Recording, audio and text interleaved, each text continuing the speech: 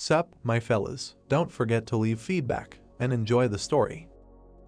The girl, who was in the hand of a huge bald golem, screamed at the top of her voice. In front of the monster stood a man in a cloak and with a weapon. Lisa loudly called the hero, and he shouted back. The hero charged his sword with electricity. He ran forward. The guy pushed off the ground and jumped on the golem. A flurry of blows fell on the monster, after which the man in the cloak landed pathetically in front of him. The golem crumbled behind him, and he did not even look there. Lisa began to fall. She flew upside down, screaming shrilly, but the hero caught her in his arms. The girl looked at him with loving eyes. Beautifully illuminated by the sun, the guy asked if she was okay. Lisa was impressed by the hero in front of her, and they kissed. The protagonist, a guy named Mike, was scrolling through a manhwa with a similar plot on his phone. He looked at the screen with eyes with bags under them and said that he wanted to live like that too. The boy was lying in bed in a dark room. He put his phone down and sighed sadly. The students were chatting with each other as they left the school. A pile of books fell out of his backpack onto the ground. Among them was the comic book I'm a Hero from Another World.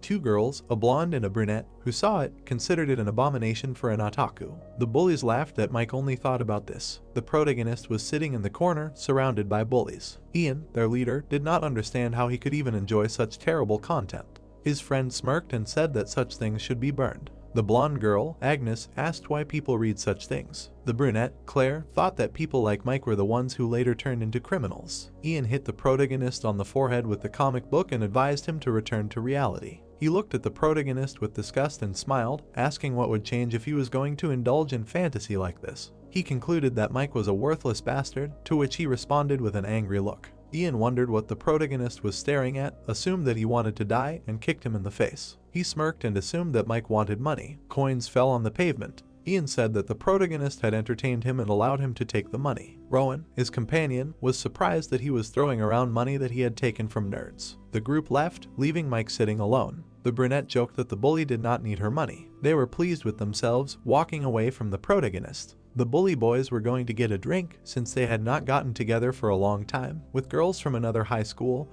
who looked pretty good last time. Claire called them perverts. The group continued chatting among themselves, but they could no longer hear each other clearly. Agnes turned to look at Mike and decided that he was pathetic. The protagonist was sitting on the pavement. Coins were scattered in front of him. He gritted his teeth in anger at those who were making fun of him. Evening was approaching. The protagonist walked home dejectedly. He passed a man sitting in the lotus position on the side of the road. The man called out to Mike. The protagonist, with a shoe print on his face, responded. The man suggested that he show mercy to the poor old man. The protagonist thought about it. His hand was clenched into a fist. There was a donation container on a piece of cardboard. He looked at it. Mike opened his hand. It contained the money the hooligans had left for him.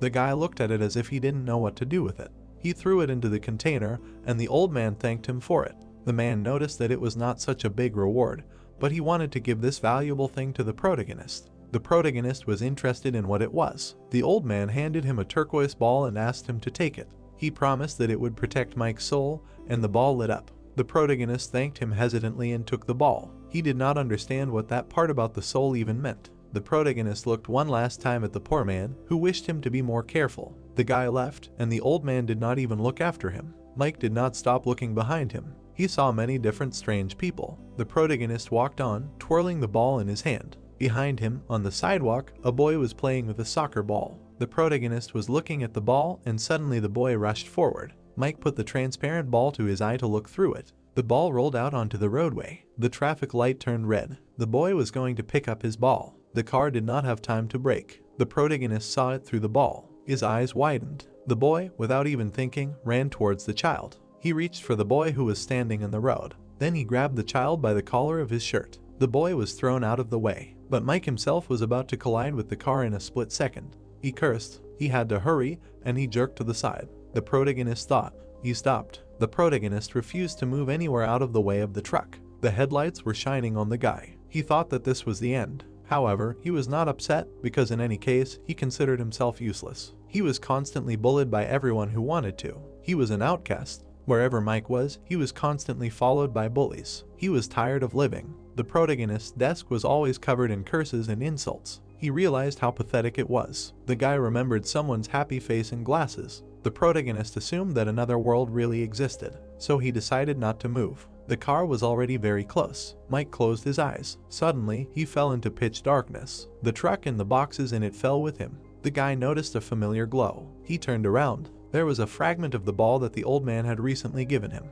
He looked in the other direction. There was a man in a red cloak with a hood, and a little further away, another man. The hooded man, Mist, leaned closer to Mike and admitted that he was glad to see him, the hero. The protagonist thought he had misheard. He did not understand what this announcement of him as a hero meant. The guy remembered that he had definitely been hit by a truck. He suddenly realized that the comic book I Am a Hero from Another World was true. The protagonist was glad that he was right. However, he could not even imagine a real other world. Now he was sitting in the center of the pentagram, and in front of him stood a man with a gun in his hand. Mike decided that it was very important to find out where he was at all. He looked at the man in front of him. His sword was shining, and his eyes were shining even more. He had a terrifying aura. The protagonist didn't know why he was approaching so menacingly. He looked to the right, trying to understand what was going on here. There were people standing there in the same cloaks as Mist, only in black and white, and they were whispering about something. Mike looked to the left, wondering what was wrong with these people. There were more people sitting here, in black and white cloaks, with their hands tied.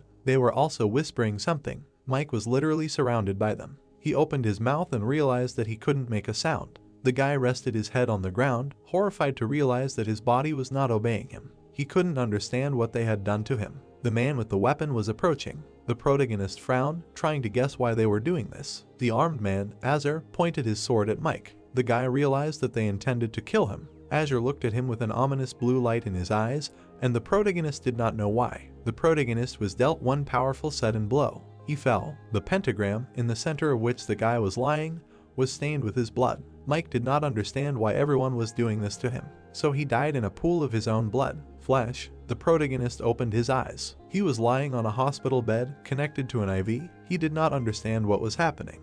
The TV reported that 2 brutally mutilated bodies were found in this area that evening. Mike realized that he was in a hospital. He did not feel the firmness in his hands. The guy watched the TV without listening. He decided that it was a dream because, of course, another world does not exist. Conversations were heard behind the door, and the protagonist turned his gaze there. Hooligans entered the ward, and Rowan remembered that funny incident when Ian threw up on his clothes. Ian laughed and asked if he wanted to do it again. He looked ahead in confusion. Mike was scared by the appearance of this company. Ian asked if he had a good rest. He bared his teeth and said that he was worried, so he came to check on the protagonist. City Hospital. Ian approached the protagonist's bed and asked if he had a good rest. He admitted that he was worried, so he came to check on him. Mike was still scared. Ian put an iron can on the nightstand with a bang, said that he bought it for the protagonist, and offered him a drink. The protagonist rose up in fear. Ian slapped him on the forehead, causing him to close his eyes, and swore that he had done nothing strange with the drink and that he could drink it without worrying about anything. He clarified whether Mike really thought that he was only thinking about scaring him. The protagonist had nothing to say. Ian said he had just bought the can from the machine. He was serious and offered to take another drink from it. Mike frowned and pulled himself away from the bully's hand. Ian apologized, assuming that the protagonist was still upset. The protagonist looked at him incredulously. He asked why Ian was suddenly being so kind, and Ian replied that he came to apologize after being shocked to learn of the accident. The bully added that he was very worried and admitted that they had gone too far with their jokes. Mike seemed desperate. He did not know what to say to him. Ian suddenly became angry and called the protagonist's names again, and then grinned evilly. Claire noted that Ian was a really bad actor. Rowan did not think Mike would fall for it, and he thought Ian should know that the protagonist could not trust him after everything he had done.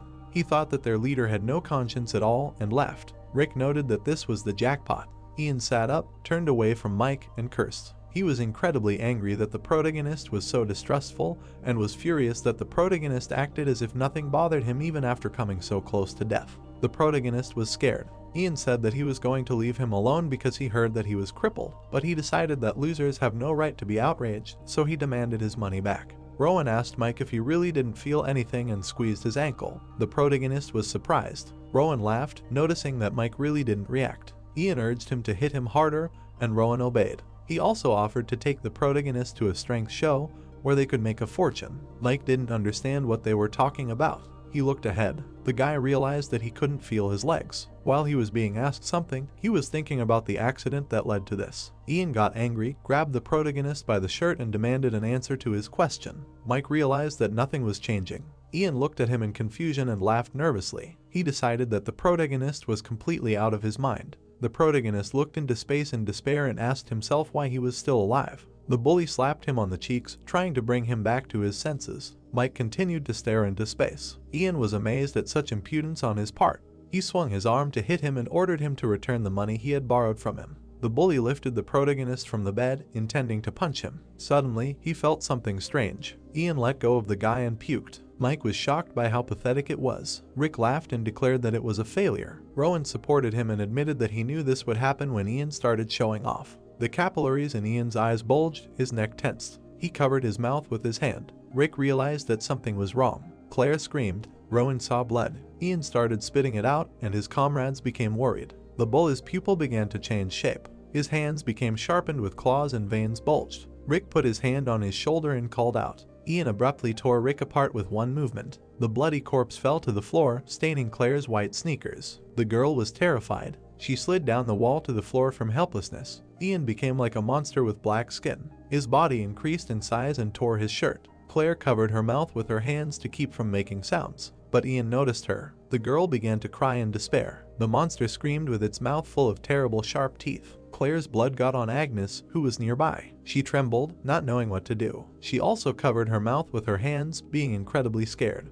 The next second, the girl lost consciousness. Rowan didn't understand what was happening at all, standing in the ward, already completely painted red. Ian, the monster, was grinning at him. Rowan stopped thinking rationally. He received a fatal blow to the face. Mike sat on the bed in fear, listening to Rowan's last requests for help. Ian dealt with his victim and turned to the protagonist, who really didn't want him to come closer. The shadow of the monster fell on Mike. The protagonist did not believe that this was real and tried to convince himself that it was still a dream. Ian was standing very close, and there was no chance of salvation. He opened his mouth threateningly. The protagonist did not want to believe that he would really die like this. He was in despair, believing that if this was predetermined, then he should have died in the accident. Ian was getting ready to tear Mike apart. Mike did not understand why this was happening. He closed his eyes, preparing for death. There was an explosion. The boy shielded himself from the dust and debris with his hand. When everything cleared, he looked at the light. A strange sight appeared before his eyes, like a virtual sky. Suddenly, he found a giant-sized shield appearing in front of him.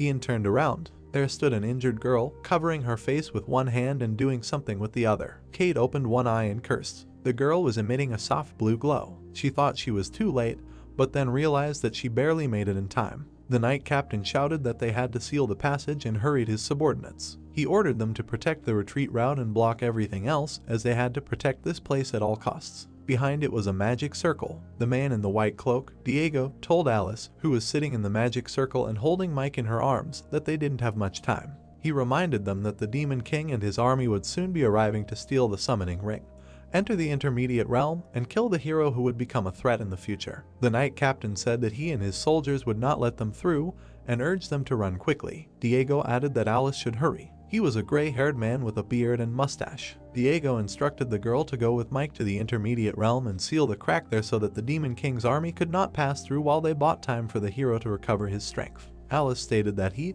her teacher, could count on her and teleported away. The protagonist opened his eyes. Ian, who had become a monster, stood before him. He closed his eyes, waiting for the end, but did not want to die this way. Kate ran towards him as fast as she could. She used magic, hoping that she would make it in time. Fog fell, and the girl cursed. She thought she was too late, but it turned out she barely made it in time. The monster bared its teeth. It screamed and raged. Ian pushed off the ground. Then it lunged at Kate. The girl barely managed to dodge. She glanced to the side. Mike was sitting there, unaffected. The guy noticed that the shield was disappearing and decided that he needed to save himself. The monster's body was visible through the fog. The fog cleared and its face became visible. A wall of stones blocked its path. Suddenly, Kate jumped over Ian and found herself behind him. She landed. Then the girl darted towards the demon. Ian roared. He attacked Kate, but she avoided the blow. She closed her fist in magic and prepared to strike. The monster's body was pierced by the girl's impressive strength. Ian flew far back.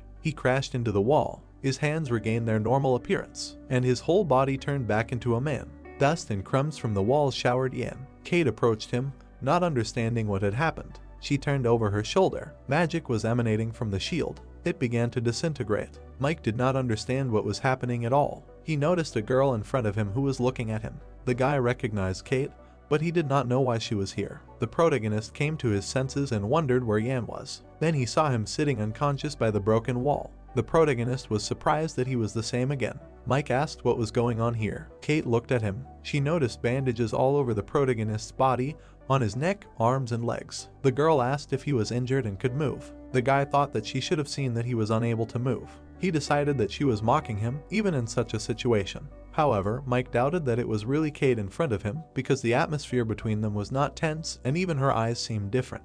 He thought he imagined it. The girl grabbed him by the shoulder. The protagonist was indignant at what she was doing. Kate sat on top of him. She tucked his hair behind his ear and asked him not to move. The protagonist was dumbfounded. Kate pulled something out of space with the help of magic before his eyes. She took the cork in the bottle with her teeth. Then she pulled it out with a pop. Kate spat out the cork gracefully. The protagonist blushed at the sight of it. The next moment, the girl inserted a flask with a red liquid into his mouth, which the guy did not expect. Kate explained that it was medicine that he just needed to drink. Mike groaned, looking at the ceiling. He felt like he couldn't breathe. His cast was broken. The protagonist examined himself and was shocked that his legs were moving and that he really felt better. Kate tied her hair in a ponytail and, making sure that the guy was okay, invited him to follow her. The protagonist asked where she wanted to take him. The girl looked at him and explained that they needed to go to the place where he died and where the Demon King sent his magical energy. She added that this magic would continue to turn people into monsters, just like Ian, whom she pointed her finger at. Kate said that the outside was probably full of these creatures already. Mike couldn't believe it. The girl warned that if they stayed here, they wouldn't last long. She assumed that Mike didn't want to die here, but he looked at the floor and didn't answer. The tiles were stained with the blood of the dead. The protagonist remembered Ian's terrible face in the guise of a demon. He was scared. He trembled and said that he couldn't do anything. Mike thought that he would only be a burden and that it would be better if Kate went alone. The girl sighed. She turned away and noticed that the guy was too naive to think that she was doing this only to save him. Kate didn't understand it either, but since Mike was chosen as a hero, she was helping him. The protagonist asked again what kind of hero she meant. The girl sternly told him that if he didn't want to die here, he would just have to follow her. Mike followed her down the hallway, still not understanding what was going on. The girl in front of him kept saying things he didn't understand. He remembered that she had done something to Ian. Mike looked at her back and wondered if he could trust her. He cursed at his ignorance and realized that now he had no choice but to follow her. Kate materialized something in her hand and offered the guy to take it. She hoped that he would at least be able to swing it for her. The protagonist held a sword in a sheath in his hands and looked at him. The girl promised that she would protect him, but warned that she could die too. She took the handle of the door in front of her, after which she added that in this case, regardless of whether Mike ran or fought, he would have to survive on his own. The protagonist, surprised, asked what she meant by death. The girl opened the door. The guy was shocked. All the humans turned into monsters, just like Ian. These demons looked at Mike and Kate with predatory eyes. One of them opened its mouth towards the humans. Kate prepared to fight. The protagonist grabbed the sword with both hands, not knowing what to do. The monster growled at both of them. It was ready to attack. The protagonist looked at it with wide eyes. A sharp sound. Kate hit the demon with a magic-charged attack. The black creature flew into the wall, just like Ian had done before. The girl jumped back, slightly injured. She cursed under her breath, thinking that it was because her body was not used to it and that she was getting weaker because of it. As she landed, another monster attacked her. Kate lunged. She was ready to strike. This blow was more powerful, and the creature's body broke through the wall that the first demon had crashed into. Both of their bodies were stopped by the second wall. The second monster growled, lying on the ground, pinned down by the first. The girl looked at the result of her labor. Mike was still holding the sword in his hands, completely confused about what was happening. He seriously doubted that it was really Kate in front of him. She tugged at his hospital gown and urged him to run after her and not stand still. The guy rushed towards the passage after the girl. She jumped from monster to monster like crazy, clearing a path for herself. The protagonist ran after her. The creature hit Kate from above, but she was able to dodge. The girl counterattacked from below. The demon received an uppercut to the chin. She was surrounded by several similar ones. Mike looked at this and was amazed at how strong Kate was. He could not understand since when she possessed such monstrous strength. The creature attacked the girl from a blind spot. She dodged, but it was difficult for her. She left a cut on her cheek. The girl was attacked from both sides. Kate had to take the blows herself. She found herself pressed against the wall. The girl coughed up blood. She opened her eye. The creature hit the wall where she had been standing a moment ago. Kate used magic on her fist as usual and swung. The monster received a precise blow to the jaw. It flew into the second monster, and they both fell to the floor. The girl assessed her damage and mentally cursed this weak body that had received so much damage just from hitting the wall. She realized that she needed to use every opportunity she had to gradually recover. The girl tried to do this right away.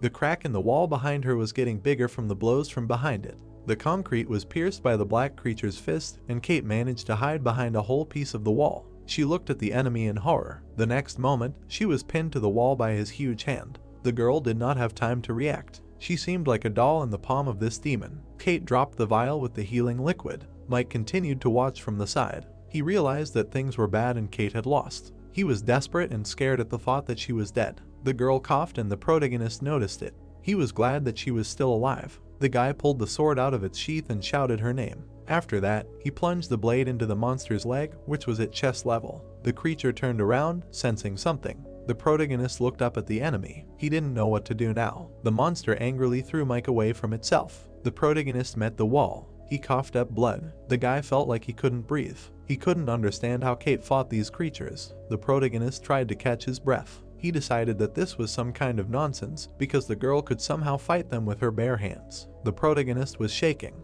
It seemed to him as if his body was about to split into pieces. He put his hand to his chest. A moment flashed through his mind, with the girl falling from a height onto the highway. Mike came to his senses. Looking at the demon's back, he realized that this wouldn't work and that he needed to focus. He realized that he was still alive and turned his attention to the bottle of potion. With difficulty, the guy reached for the sword, but someone's legs pushed him away. The protagonist turned around angrily. Suddenly, it was Ian. He clarified whether the protagonist really still didn't understand what was happening, didn't understand why he was trying to fight. The bully asked if he wanted to be killed. Mike was obviously shocked by his appearance. He told Ian that it didn't matter and crawled towards the blade. The bully frowned and looked away. He was surprised that after killing his own sister, Mike was now playing the hero and called him a murderer. The protagonist's face darkened. He called Ian to be quiet and took the weapon with a trembling hand. Ian noticed that when their friends died, Mike just watched. He couldn't understand why the protagonist was trying to do something now. The protagonist got angry and told him to shut up and not to irritate him anymore. The bully approached him and told him to just leave. Mike wished for Ian to disappear from his life and his body glowed with a golden light.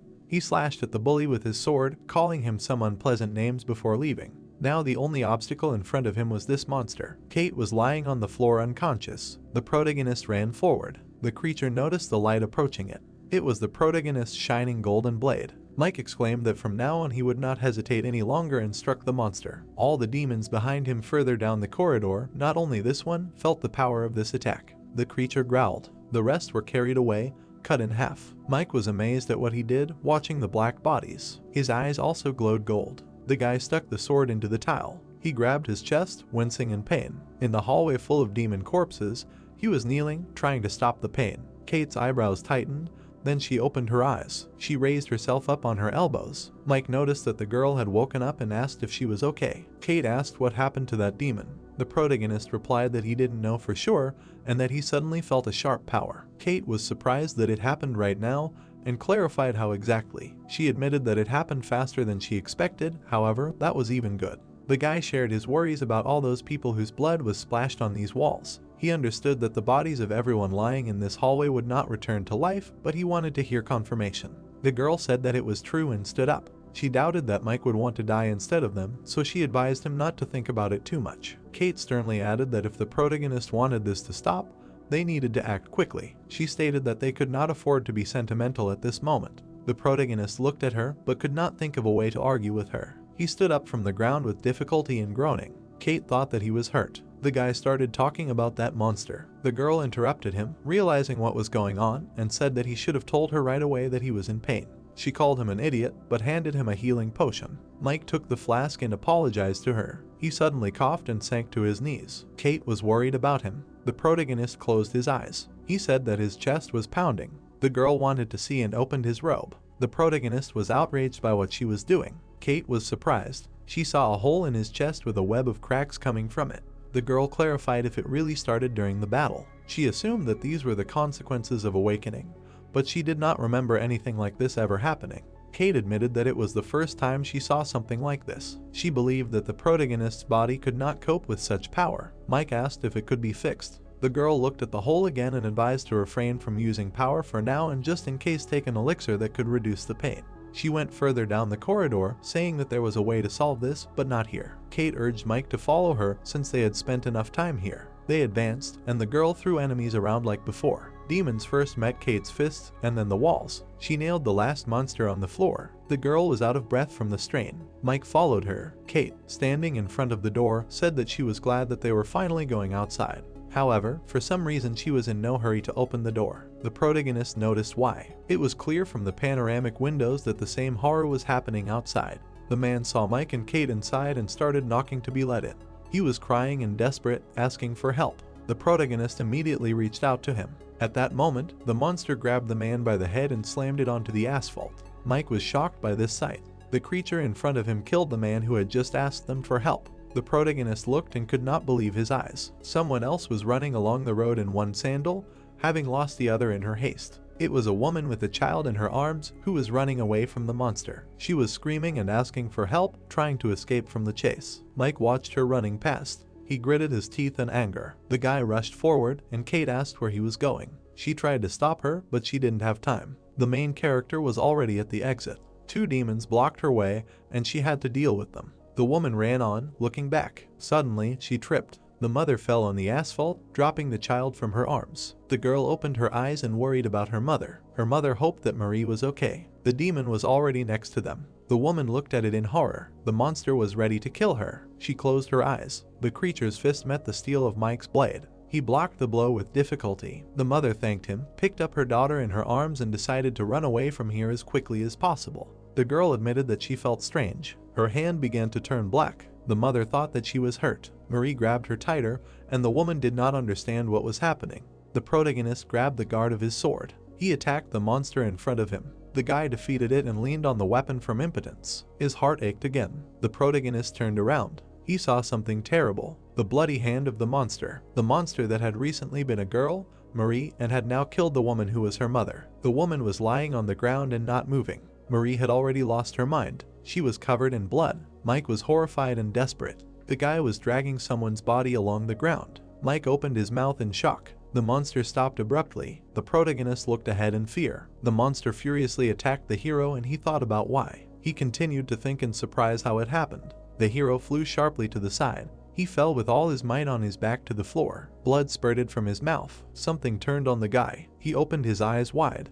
Kate angrily exclaimed for him to pull himself together. The monster approached the guy again. The guy stretched his hand forward. A shining sword appeared in his hand. The monster screamed and rushed towards the guy. A moment later, the hero cut the air in front of the villain. He fell to the side in blood. Mike was breathing heavily and thought that this pain in his chest again. He furiously continued the thought that she was still alive. The girl was lying and saying that "Mommy, where is Mommy? She is her daughter." She closed her eyes and called Mommy again. The hero silently lowered his head. The monster rushed towards the heavily breathing guy. He opened his mouth wide. Kate cursed and said that they would be late. A voice shouted that he was an idiot. Be careful. Something flew in front of his face. The hero and the monster began to fight. A moment later, the enemy was lying on the ground in blood. Kate ran up to the hero and asked if he was okay. Mike said that the place where he had an accident. He continued that if they went there, they could end this. The girl answered in surprise that yes, at least for a while. The protagonist turned around silently. The girl was lying on the ground with her eyes closed. Kate's hands caught fire and she shouted that they were approaching again.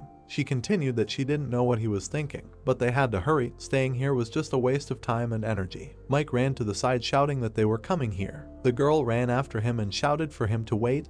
They would go together. The guy stopped next to the lying monster. It had turned into a boy. Mike looked at it in surprise. The man on the ground was calling for his mother and saying that it hurt. The protagonist bared his teeth and frowned. Kate asked that it was getting bigger. The guy asked again. The girl continued that the crack on his chest was getting bigger. The hero answered that no, it wasn't as bad as before because he wasn't using too much force. Kate said that it was true. It was nice to hear. She pointed her finger up and said that this was it, right? The place where he died. Mike looked up and said that yes, it was definitely a head. Kate told him that she was just warning him not to be scared. Mike's eyes widened. He watched the girl go. His face stretched out in surprise. Kate was approaching a bright light. The light fell on the guy's eyes. A picture of dozens of monsters opened up in front of them. The hero exclaimed that wasn't that too much. Kate said that she told him not to be surprised. It was natural that there were many of them, since magical energy was spreading from here. The guy got scared and the girl shouted that they were approaching, so he should get ready. The monsters were advancing on the people. They rushed towards them. Kate and the hero stood ready. Kate's thoughts flashed that they should hurry. If they were late, the teacher and everyone else would be killed by the Demon King.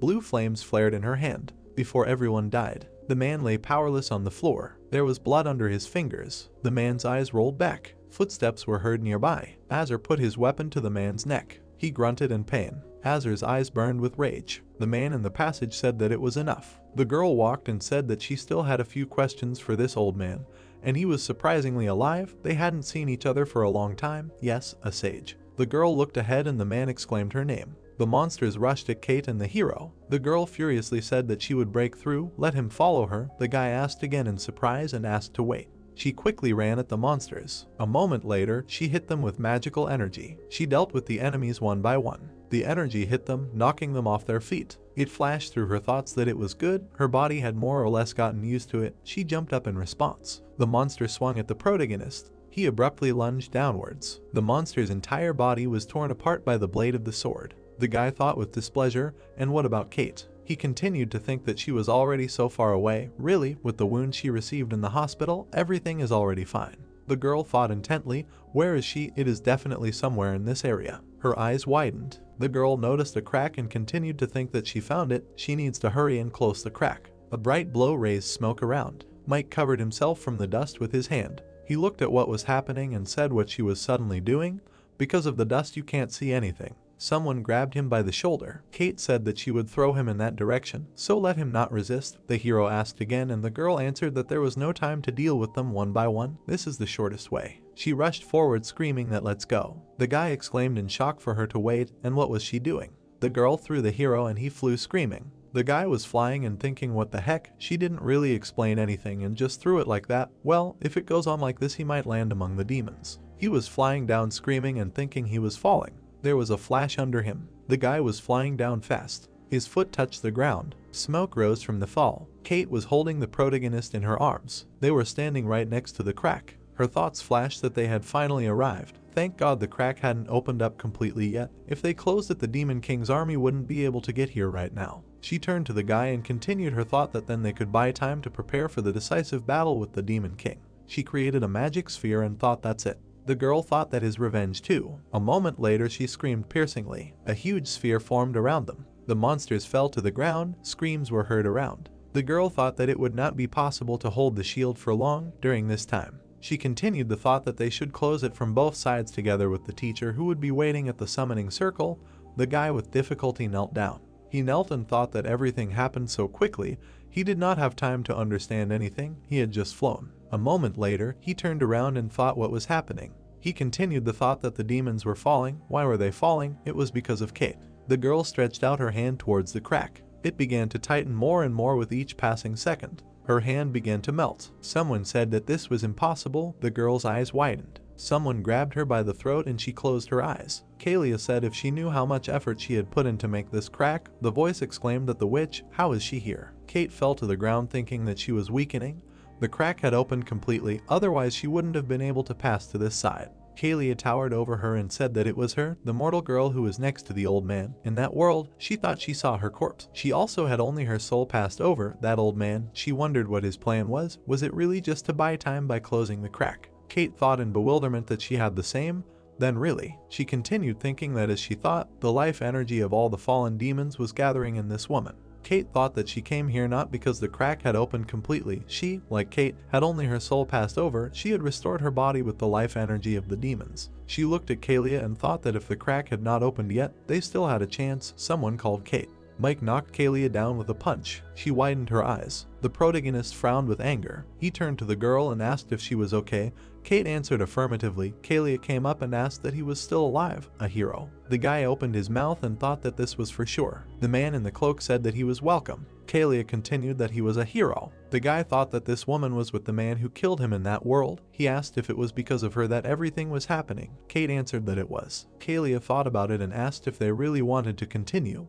But didn't they forget about something important? The guy asked again. The girl continued that the crack, it needs to be closed from both sides, as they think she came here. Kate widened her eyes and asked again, really? The man was chained to the wall. The girl screamed furiously, what did she do to the teacher? Kalia replied with a smile that she didn't even know, and how she thought she had done. Kate ran at Kalia and yelled at her. The girl covered herself with her hand and said that she was stupid, and she was very similar to that old man. Yes, she created a bright magical energy. The energy flew at the girl and knocked her down. Mike looked at the ongoing battle. The hero called the girl in fear. The voice asked if he would pay attention to her too. The guy frowned. A huge storm arose in front of him. A bright flash flashed in the sky. Cracks formed on the ground from the impact. Kalia was perplexed, thinking that he had disappeared. This was the hero's power. A moment later, she turned around. Kate's body was shining with blue energy. Mike called the girl and asked if she was okay. Something fell in front of him and the guy's eyes widened. Kate frowned and wiped her face. The voice screamed that she was an idiot and that it would tear her to pieces. Kate bared her teeth furiously and screamed at Kalia.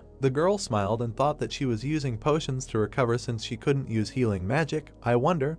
Then she said, and what kind of cool thing was she going to show her? Kate breathed heavily. Then she rushed forward quickly. Kalia put a magic shield in front of her. The girls met in a crushing blow. It flashed through her mind that a protective shield, she would break through it. The girl frowned. Then he began to strike blow after blow at the witch's barrier. Kalia closed her eyes and screamed that she called herself a mage and waved her fists so ignorantly. She thought that she was stronger than she thought. At this rate, would she really break through her shield? The crack began to get bigger. Kalia opened her wild eyes and thought that this crazy woman was seriously punching it. The girl cursed. Kate opened her mouth and struck sharp blows. A moment later, the protective barrier broke through. The energy continued to fly at the enemy. Bright flashes appeared on the ground. Everything around was shaking and collapsing. Kate bent over and coughed up blood. She looked up and thought that her body was so weakened by one burst of power. The girl cursed and continued the thought that as she thought, no matter how she got used to this body, this is the limit, then. She thought that she would use the last of her strength to end everything. Since her attack worked, she still had a chance. Kalia extended a finger towards the girl and Kate's eyes widened. She thought in shock if she was okay, but her attack worked as it should. Kalia's energy was approaching her and she thought that then this time. Kate swung, a sphere appeared in her hand and she screamed. She thought that she would use all her magic in this attack, and a huge magical energy formed behind her. Kalia said in shock, what was this crazy woman doing?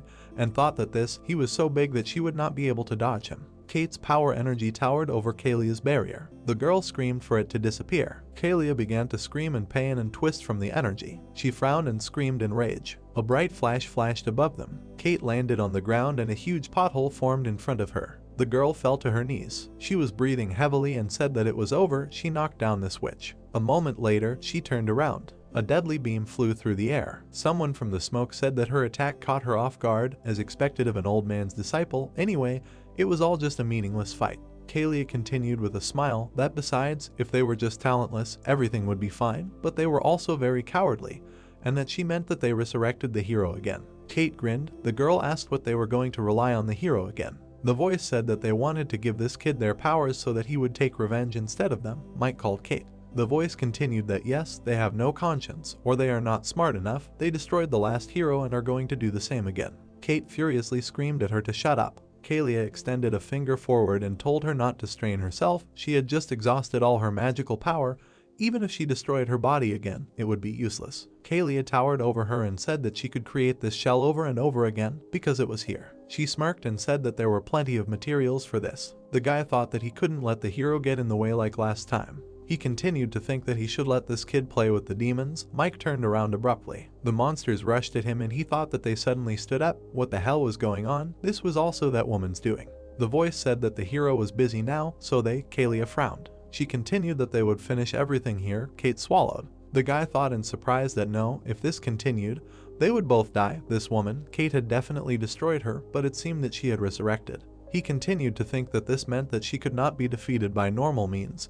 First he needed to save Kate and get out of here. Even if her body was broken, there was no other way. The voice shouted for her to wait. Kalia turned around. Mike screamed furiously. He created a high, bright wave. The girl thought that he decided to make a big attack, and in order to escape with this magical fool, the girl said that for a weak blow. Suddenly, a huge beam hit her. The girl stretched her arms forward and thought that it couldn't be. His strength should not have grown to such a level yet, because pink beams were flying everywhere. A glowing sphere appeared in the distance. Frowning, the girl thought that how did he break her shield so easily? Damn, did she really underestimate the hero? Cracks were visible everywhere. The thought arose that the hero, damn, because of his attack, dust rose and nothing was visible. This was his plan. Suddenly, someone stamped their foot. The main character was breathing heavily. Suddenly, they fell to the floor. A yellow web was visible. Cracks appeared on the hero's neck. A bloody splash appeared. The guy lowered his head and told her to run away. The girl looked straight ahead in fear and screamed that no, they would fight together. The man stretched his hand forward. Blood appeared near the guy's mouth and he apologized. Tears appeared on the girl's face. Suddenly, Kate stood up abruptly. She looked at the hero in surprise. The hero was unconscious, and she wondered if he had really died. Bowing before the hero, the girl shouted at him to get up. He can't die. Let him get up, come to his senses, to which he replied that it was enough, and she asked if he was okay. Looking at her, the protagonist heard what happened, and the witch, he killed her, to which he replied that no, he ran away from her. The girl opened her eyes in surprise and asked why he ran away. Kate clenched her teeth angrily. Looking at the girl, the protagonist asked where she went. That crazy woman was there, to which she replied that she knew she would return there and destroy her. The protagonist shouted in surprise that they couldn't do it, she would die there, to which Kate replied that if he was going to continue his cowardly speeches, then let him stay, she would kill that creature anyway. The protagonist clenched his teeth angrily and said that he should at least think about how to kill her first. The hero fell to the ground suddenly, and the girl asked what was wrong, was she okay? Putting her hands on the hero, the girl asked what his wounds were, did they get worse, to which he replied that he probably overdid it when he ran away. The girl looked at him in surprise and thought that she did not know what happened to the teacher. She could not lose strength here anymore. The hero was kneeling, and she added that she did not want to admit it, but she needed Mike's strength. In the corridor, they heard that it was good. They would go to his house to get him in order. He could not continue to walk around in hospital clothes. Looking at the protagonist, the girl remained silent. Kate twirled her hair and thought that just now, in vain she got so angry, how awkward. Besides, why did he go so quiet? He wanted to say something. Suddenly, she opened her eyes in amazement. The hero turned around, hearing that where the sword case had gone. Looking at the girl, the protagonist replied that the case, he can now summon the sword separately, so he decided that he no longer needs it. To which Kate said that it was really cool. He had already gotten so used to the skills that he can use them as he wishes. The protagonist and the girl looked at each other, and the girl asked that no, to which the hero replied that not really. Standing in front of the girl, the protagonist asked what but who the hell is she? She is not like Kate and she knows too much about what is happening. Putting her hand on her chest, the girl replied that he was right, she only borrowed this body. Only her soul went into the summoning circle in which he was summoned. The protagonist opened his eyes in surprise and asked that only the soul went through. Looking straight ahead, the girl replied that no, they are survivors from another world. The monsters screamed furiously, and she added that in the world she lived in, how everyone died here and became such demons. They summoned a hero and fought the Demon King, but were defeated, and the hero summoning circle was taken away from them. The girl held his hand. It was said that in the battle with the Demon King, many warriors and ordinary people died, and it was impossible to overcome the gap in strength, so they decided to take the next best thing and prepare for the final battle using the Demon King's plan. Kate looked straight ahead. The protagonist looked surprised to hear that the Demon King had to summon another hero to find out the location of this world. They intended to use this hero as the main force in the decisive battle, to which the hero asked that it was really him, to which the girl continued that it was true. For this they used the last of their last strength to send the teacher's soul here for a while. He gave him a bead so that even if he died in that world, his soul could return here. The protagonist exclaimed in surprise. The man held out his hand and said that this would protect his soul, and the hero thought that the homeless old man was Kate's teacher. Holding the sphere in his hands, the protagonist wondered what this bead was then.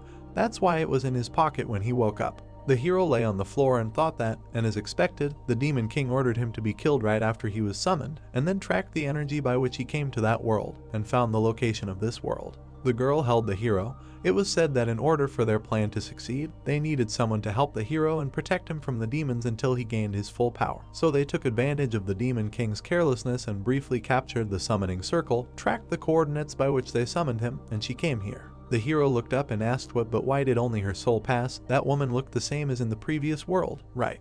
Looking straight ahead, Kate said that it was because she could take away the life force of others. The hero's summoning circle could only send energy bodies to another world, such as souls. The same goes for that witch, but unlike her, she used someone else's life energy to create a body that could be used in this world. Looking to the side, she added that perhaps her real body was in that world, just like hers. Looking surprised, the protagonist asked why they came here, and why that woman stopped them. Looking at him, Kate replied that the crack between the worlds appeared after his summoning. The witch was going to create the same summoning circle as in that world. Glowing pentagrams appeared. It was said that two summoning circles through that crack affect each other and a passage is formed connecting the two worlds. Then the Demon King will come here and reap all living things to become a god. The girl lowered her head and said that she had just tried to close the crack to buy time. But, as he already understood, she could not do this, to which the hero replied that this is how, and then thought that buying time was far from the end. Kate frowned and said that he had not realized it yet. But this is a war, and now there are only two of them left. They need to somehow save this world. Otherwise, the Demon King will no longer be stopped. Looking straight ahead, the protagonist replied that he will do his best because he also has something left that he does not want to lose. Looking down, the girl said okay. The hero frowned and thought that he must protect. A photo in a frame appeared and he added that mom and dad, this time for sure. Looking straight ahead, the protagonist exclaimed in surprise. The man was lying on the floor and the hero asked what dad was. The protagonist began to cry. The monster slightly opened his mouth. The protagonist looked at him and asked what mom was. A view of the roof of the building opened up. The man was holding the door handle. Suddenly, the protagonist opened his eyes in surprise. An image of a monster appeared in front of him. A man was lying on the floor in blood. Someone shouted about dad. Mike clenched his teeth furiously and said that this bastard. Looking down, the protagonist thought about mom. Where is mom then? Is this monster and mom? Suddenly, the protagonist opened his eyes wide. Looking at the monster's neck, the hero wondered what this pendant was. An image of a woman appeared, and Mike continued that his mother wore it. Looking ahead in surprise, the protagonist thought that mom, like mom. Suddenly the monster rushed forward. The girl kicked it. The monster flew to another part of the room. Sitting on the floor, the main character was thinking about how mom killed dad. The monster looked straight ahead, and he added that mom had become a demon, really. The girl turned around and asked again, hearing that she should not kill her. Suddenly the monster swung his hand. The girl turned around and furiously asked that he was crazy. What happened to him all of a sudden? Sitting on the floor, the main character said that it was his mom, to which Kate asked again what he said. I can't hear, let him say it louder. Suddenly the main character shouted loudly that this monster was his mom. Looking to the side, the girl asked again in surprise, said that he was crazy. Suddenly she struck the monster. The monster fell to the ground. The girl was holding several daggers in her hands. Kate stepped on the monster with her foot. Suddenly she sharply threw a dagger into the monster's hand. Looking at her in surprise, the protagonist asked what she was doing, to which she replied that he had said not to kill. If he was not going to help, then let him not interfere. Kate stretched her hand to the side. The dagger stuck into the monster's hand. Another dagger also pierced the hand. The knife flew into the monster's leg. Lying on the floor, the monster screamed furiously. The hero opened his eyes wide, hearing that these were objects that possessed energy opposite to demonic, so she would no longer be able to move. It seemed that in this area she would no longer be able to harm anyone, but if she left here, they would not be able to find her again. Looking straight ahead, the girl said that they were going. No matter how long he looked at her, she would still try to kill every living thing that came her way. The protagonist was sitting by the window. Standing in front of him, the girl asked him to sit like that, let him say something, to which Mike replied that he did not know what to do now. Looking straight ahead, the protagonist added that although they were not a particularly harmonious family, although they were not good parents, did not care about him. The guy pointed straight ahead, and the protagonist said that after the death of his younger sister, because for them he was the one who killed his sister. Looking down, the protagonist said that but still this is his only family, the only one. The girl looked away, hearing that dad died and mom became like this. What should he do now? The hero asked in surprise, hearing that his mother could be brought back. Looking at the protagonist, she said that they needed to kill the demon king, then all the demons would turn back into people. Looking straight ahead, Kate added that nothing could be done with those they killed, but demons are people who are defiled by the power of the demon king. The hero opened his eyes in amazement and said that he should return. She had not mentioned this before. It turns out, those people he killed. Looking straight ahead, the girl said that she didn't have time to explain then, but even if she did, nothing would change. She believed that those demons needed to be killed anyway. Suddenly, the protagonist shouted furiously that he thought, how can she just say such a thing? He killed people. The girl angrily shouted that people, they were demons. Until the demon king was killed, they were just demons. Frowning, the girl added that the moment she began to sympathize, everything would be over without the demon king. Keeping him alive now was more important than anything else. The protagonist closed his eyes and shouted that who the hell was he? Why did he have to kill people to live? If that's what being a hero meant, then he didn't want to be one.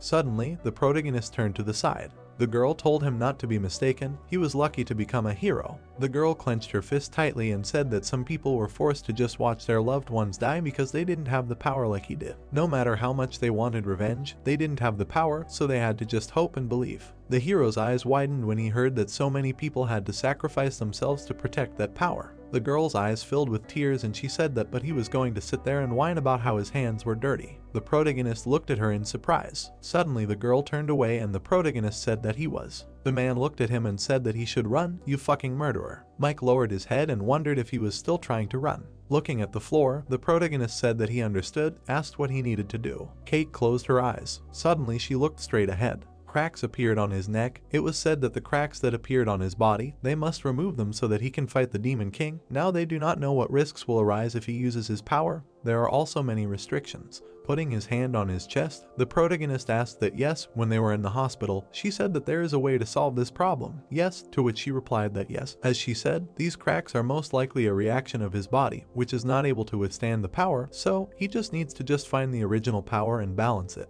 The hero opened his eyes in surprise and asked what the original power, is there another power besides this? To which Kate replied that yes, it is not exactly the power he uses now, but the one that changed his body when he was summoned to their world. The hero was lying on the floor. It was said that traveling between worlds requires a lot of energy, especially the hero's summoning circle. The energy used in this way is reorganized into the hero's body in the world where he was summoned. The protagonist was hugged. It was heard that so when he was summoned, his body was like a lump of energy, so when he returned to his world, this lump turned into an energy form and dissipated. Standing in front of the girl, Mike asked what dissipated.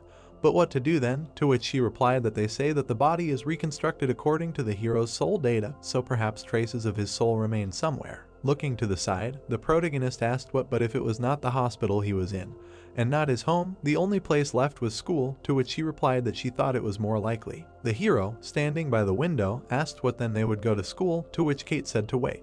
Looking to the side, the girl added that before going, a view of the building opened up. Sounds were heard in the corridor. Suddenly, the monster fell to the ground. The guy in glasses watched him. Suddenly, the guy turned around in surprise at the monsters. The guy struck the creature. The monster opened its eyes in surprise. The guy clenched his teeth angrily. Blood began to flow from the monster's hand. Suddenly, the guy struck a crushing blow. The monster fell to the ground. The guy looked straight ahead furiously. A building appeared. He heard them say that the body was being reconstructed according to the hero's soul data, so perhaps there were traces of his soul left somewhere. But if this was not the hospital he was in, and not his home, the only place left was the school, he thought, this is more likely. Looking at the girl, the protagonist asked that then they would go to school, to which she replied that he should wait. Looking straight ahead, Kate said that before going, a view of the sign above the door opened up. The protagonist lowered his head and asked if this would probably do. The protagonist looked at him in surprise, hearing that it was much better this way. Stretching her arms out to the sides, the girl said that it was like this. The protagonist opened his eyes in surprise. The protagonist handed over some clothes and said that here, let him take them, to which she asked what for, what they should do with them. The protagonist turned away and said that he should at least put this on, to which she asked again and said that it would be inconvenient. The girl put on a sweater. Standing in front of him, Kate said that by the way, as she had already said, her name in the other world was Kate, to which the protagonist asked again. Looking straight ahead, the girl added that if it was inconvenient, let him call her that. Kate said that was her name when she was in this world. Peeking out from around the corner, the girl said that they would stay as close to the wall as possible so as not to be noticed, and that he should not use force. It seemed to her that he was at his limit. The protagonist asked, bending down, what but she knows what form that force might be in now. Looking away, the girl said that she was not sure, it was her first time in such a situation, and the teacher did not say anything about it. The hero opened his eyes in surprise and asked what, then how. Suddenly the girl looked ahead in surprise. Outside the window, he heard that the monster let them do something with it if they come to their end. The hero opened his eyes wide and asked that these were his classmates, to which she said, damn, faster, before it's too late. The students screamed in fear that they would be killed. Someone let them save them. The girl covered her eyes and screamed. Suddenly the students looked up in surprise. Kate landed on the floor. Looking straight ahead, she thought that she needed to first deal with those nearby. Suddenly Kate struck the monster. Looking at this, the girl asked what? Who is this? Isn't this Kate? Suddenly the monster screamed furiously. The monster rushed forward and screamed. The thought arose that there was a big demon here too. Looking to the side, Kate thought that if she dodged, it would attack those behind her. The monster swung its hand, and she added that even though it was huge, it was necessary to fight back. Suddenly, she struck the monster. The guy stood in front of it. The monster wheezed sharply. Looking at it, Kate screamed for it to run, and then thought who was it, trying to resist the demon. The guy suddenly raised his hand up. With wide eyes, the girl thought that he blocked the blow with his body. Suddenly, the guy screamed furiously. He struck the monster sharply. Kate looked at the monster and thought how he did it. Ordinary people cannot have such power, really. Looking straight ahead, Joe asked that they were okay, let them forgive him. He was gone for a long time, yes, and then thought that the hero's power entered another person. Looking away, the guy said that he came, they were fine. Kate saved them, and the girl asked what he found the guys, to which he thought about Kate. Looking straight, Joe asked why she was here. Frowning, he said no, nothing, and then thought what's wrong with him. No, it doesn't matter anymore. I need to find out where he got this power from. Suddenly, someone said that he got this power. The guy looked at the protagonist in fear. The hero exclaimed in surprise and wondered he feels the familiar energy of the Headman. This is the same hero power that Kate talked about. it is now with the headman. Raising his eyebrows, the guy said that he is also fine, thank God, to which he was asked, Mike, hasn't he become a cripple? The protagonist opened his eyes in surprise, hearing that he was hospitalized, and now everything is fine with him. Yes, how lucky he is. The guy turned to the hero in surprise. Suddenly, Joe's eyes widened in surprise. The protagonist turned sharply towards the monster, hearing something behind him. Suddenly, the protagonist swung his hand sharply. Looking straight ahead, the guy wondered where he suddenly got the sword from. He also suddenly had power. That's why he felt something familiar from Mike. The monsters rushed towards the hero. The creature stretched out his hand forward. Frowning, Kate thought, damn, the demons heard the scream and are running here. She can't defend herself and fight at the same time. Looking to the side, Joe shouted for everyone to go outside. The school is full of monsters. They won't be able to run from them here. If they want to live, then let them go out. Let them come to their senses and go out. The student rushed to the window and said that it was good, and the girl said that she should go out faster. The girl rushed forward. Suddenly, a monster appeared in front of her and she screamed. The protagonist struck the monster. Turning to the hero, the guy asked that he could also fight demons, to which the hero replied that he could, and he added that then they would go together against the monsters and make a passage. Looking at him, Kate said that it was impossible, he couldn't overexert himself now, to which he asked again. Looking at the hero, Joe said that he and she would pave the way in front, and Mike would protect the guys from behind, to which the hero responded approvingly. Looking to the side, he said that they would follow him. With his eyes wide open, the protagonist thought that the headman was not at a loss even in such a situation. He was still confused. Joe struck the monster, and he added that thank God that the headman was the one with the power. A view of the school window opened up. Suddenly the girl fell to the floor. Standing in front of her, Joe asked if she was okay, to which she apologized and said that her legs buckled from relief, asked that but it was okay here. In the hallway, people were heard turning into monsters for some reason, and there were no people in this place when it happened. The hero opened his eyes in surprise, hearing what it meant that there were no people here who would turn into monsters, and the monsters would not come here since there were no people here, to which Kate replied that even in such a situation, he was thinking well. Looking away, the guy asked that he was okay, what was wrong with his face, and did this happen because of his power? The hero mumbled, hearing that no matter how you look at it, these wounds do not seem normal. What happened? Turning her head, the girl said that it was good that he brought up this topic. The power he uses does not belong to him. Standing in front of Joe, she added that they need to get it back. Looking down, the guy asked again, what about them? Her and Mike, even in this situation she decided to make fun of him. Let him be silent. He asked Mike, not her. Frowning, Kate asked what kind of daredevil is this? Wants her to take something that does not belong to him by force. Looking at her, Joe clarified that even in such a situation, she wants to measure her strength. Let him think about what she did to Mike. The hero grinned and said that it seemed that there was a misunderstanding, asked how to explain it. The protagonist looked at them in fear. Looking at the girl, he said that she should wait, to which she replied that he was the one who started it, and the hero added that he knew he would explain everything to her later. Looking straight, the guy wondered if that was her name. The protagonist frowned and thought that he needed to tell it very briefly, but any normal person would distrust the story of the Demon King, so, standing in front of Joe, the protagonist said that she was right, his wound was quite serious and he needed the power he had to solve this whole situation and return the old world. To which he asked what his power was, what did he mean, should he fight them, or said that he should return the power. He could not explain in detail the method, but the hero opened his eyes wide and thought about what he roughly felt, what he needed to do to return the power. If the headman felt the same as he did, it would be much easier to understand what. Suddenly the guy said that he did not understand what he was talking about, but it seemed that he wanted to take the headman's power, asked that he would be able to protect them when the power passed to him. The hero froze, hearing what and how he was going to solve the situation. He would probably be delirious again. In any case, they cannot trust him, it is already impossible to listen. Looking away, Kate said that he was so shameless, he spoke as if he had to protect them, although he just wanted to hide behind someone. The hero was surprised to hear that at least he was not shaking with fear like him. His wounds were traces of the fact that he constantly fought to protect people. It was thanks to him that they were still alive. Kate frowned and said that so, if he wanted to continue hiding, he should just find a corner and hide in it. The girl asked in surprise that Kate had now sided with Mike, to which the guy replied that it seemed so. Suddenly the guy shouted that she was suddenly trying to seem cool in this situation. Stretching his hand to the side, Joe said that that was enough, to which someone turned to the headman. Looking straight ahead, the guy thought that from the very beginning he felt that he was drawn to Mike. This power, it should go to him. Looking at the hero, the guy said that although he could not fully understand how he would save the world, he felt that this power belonged to him, to which the hero replied that then. Looking straight ahead, the guy added that but let him protect the guys after he received the power, okay. The hero frowned and said that he would do his best. Standing in front of him, Joe said okay, let him take it.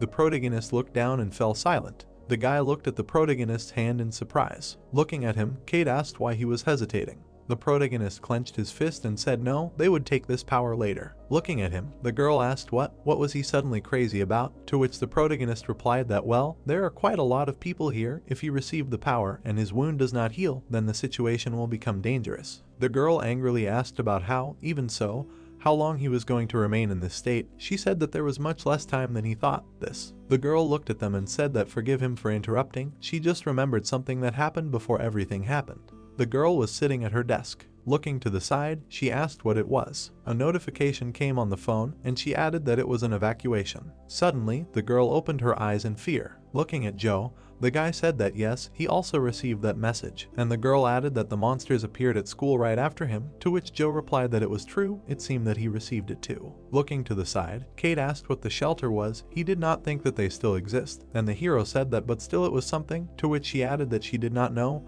Let him do as he wants. Looking straight ahead, Joe said that they would then decide what to do with the force on the way to the shelter. He would go check the area. It suddenly became dark outside. Looking at Kate, the girl asked why she was walking with him. Did he really threaten her with something? The girl frowned when she heard that she was not afraid to go with him.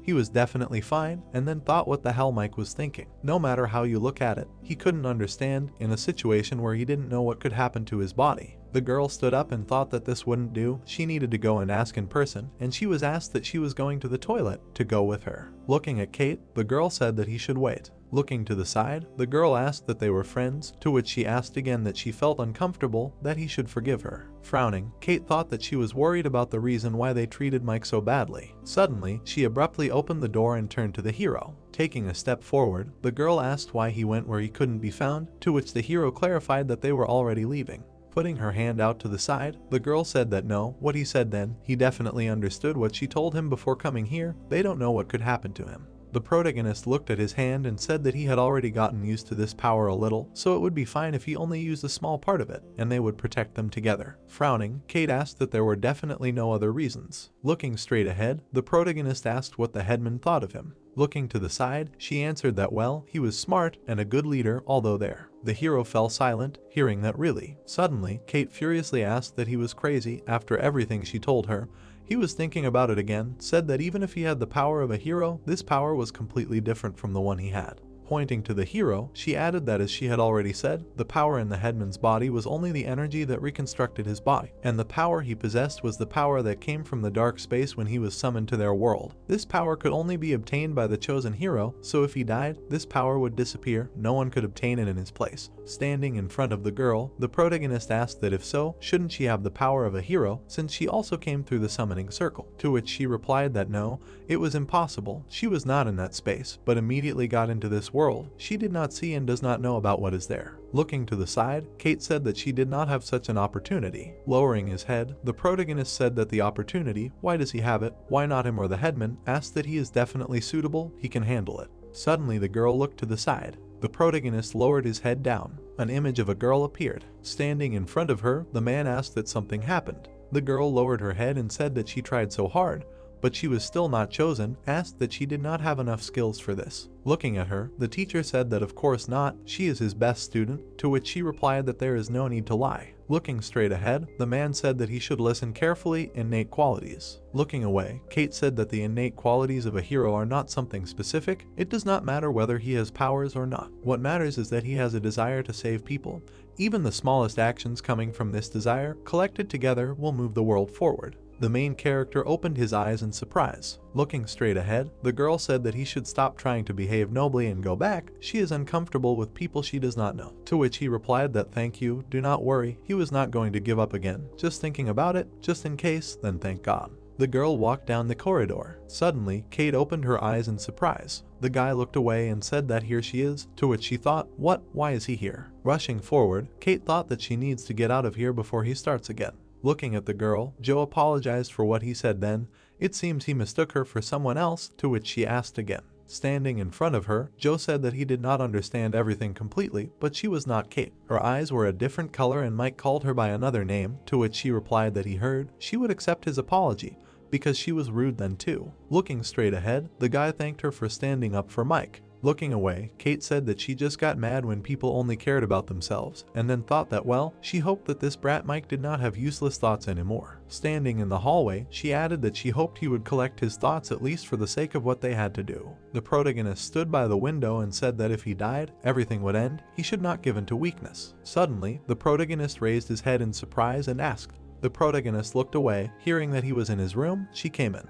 The protagonist looked at him in surprise and asked what happened. Looking straight ahead, the girl asked what he was doing, said that she bought him a present, what she thought it was. Holding a book in her hands, the girl said that it was a new edition of a manhwa that he liked. She bought it as a present for his transition to high school. The protagonist looked away in surprise. Sitting in front of her, Mike said that thank you. He was also thinking about buying it, to which the girl asked that she knew and that's why she bought it. She was good, to which the protagonist replied that yes, really, thank you. The protagonist, looking at the book, heard that but he also gets pocket money. Why does he always have no money? He doesn't seem to spend it much, to which the protagonist laughed and said that it was true. Suddenly, the girl looked straight ahead questioningly. The students were standing in the yard. Looking at the office, the protagonist thought that this time, everything will be fine with him. He needs to behave quietly so that it won't be like in middle school when everyone avoided him. The protagonist frowned, thinking that he even specifically chose a different school from them. Now he will become a brother who is not ashamed. Looking at the hero, the guy asked what Mike was doing.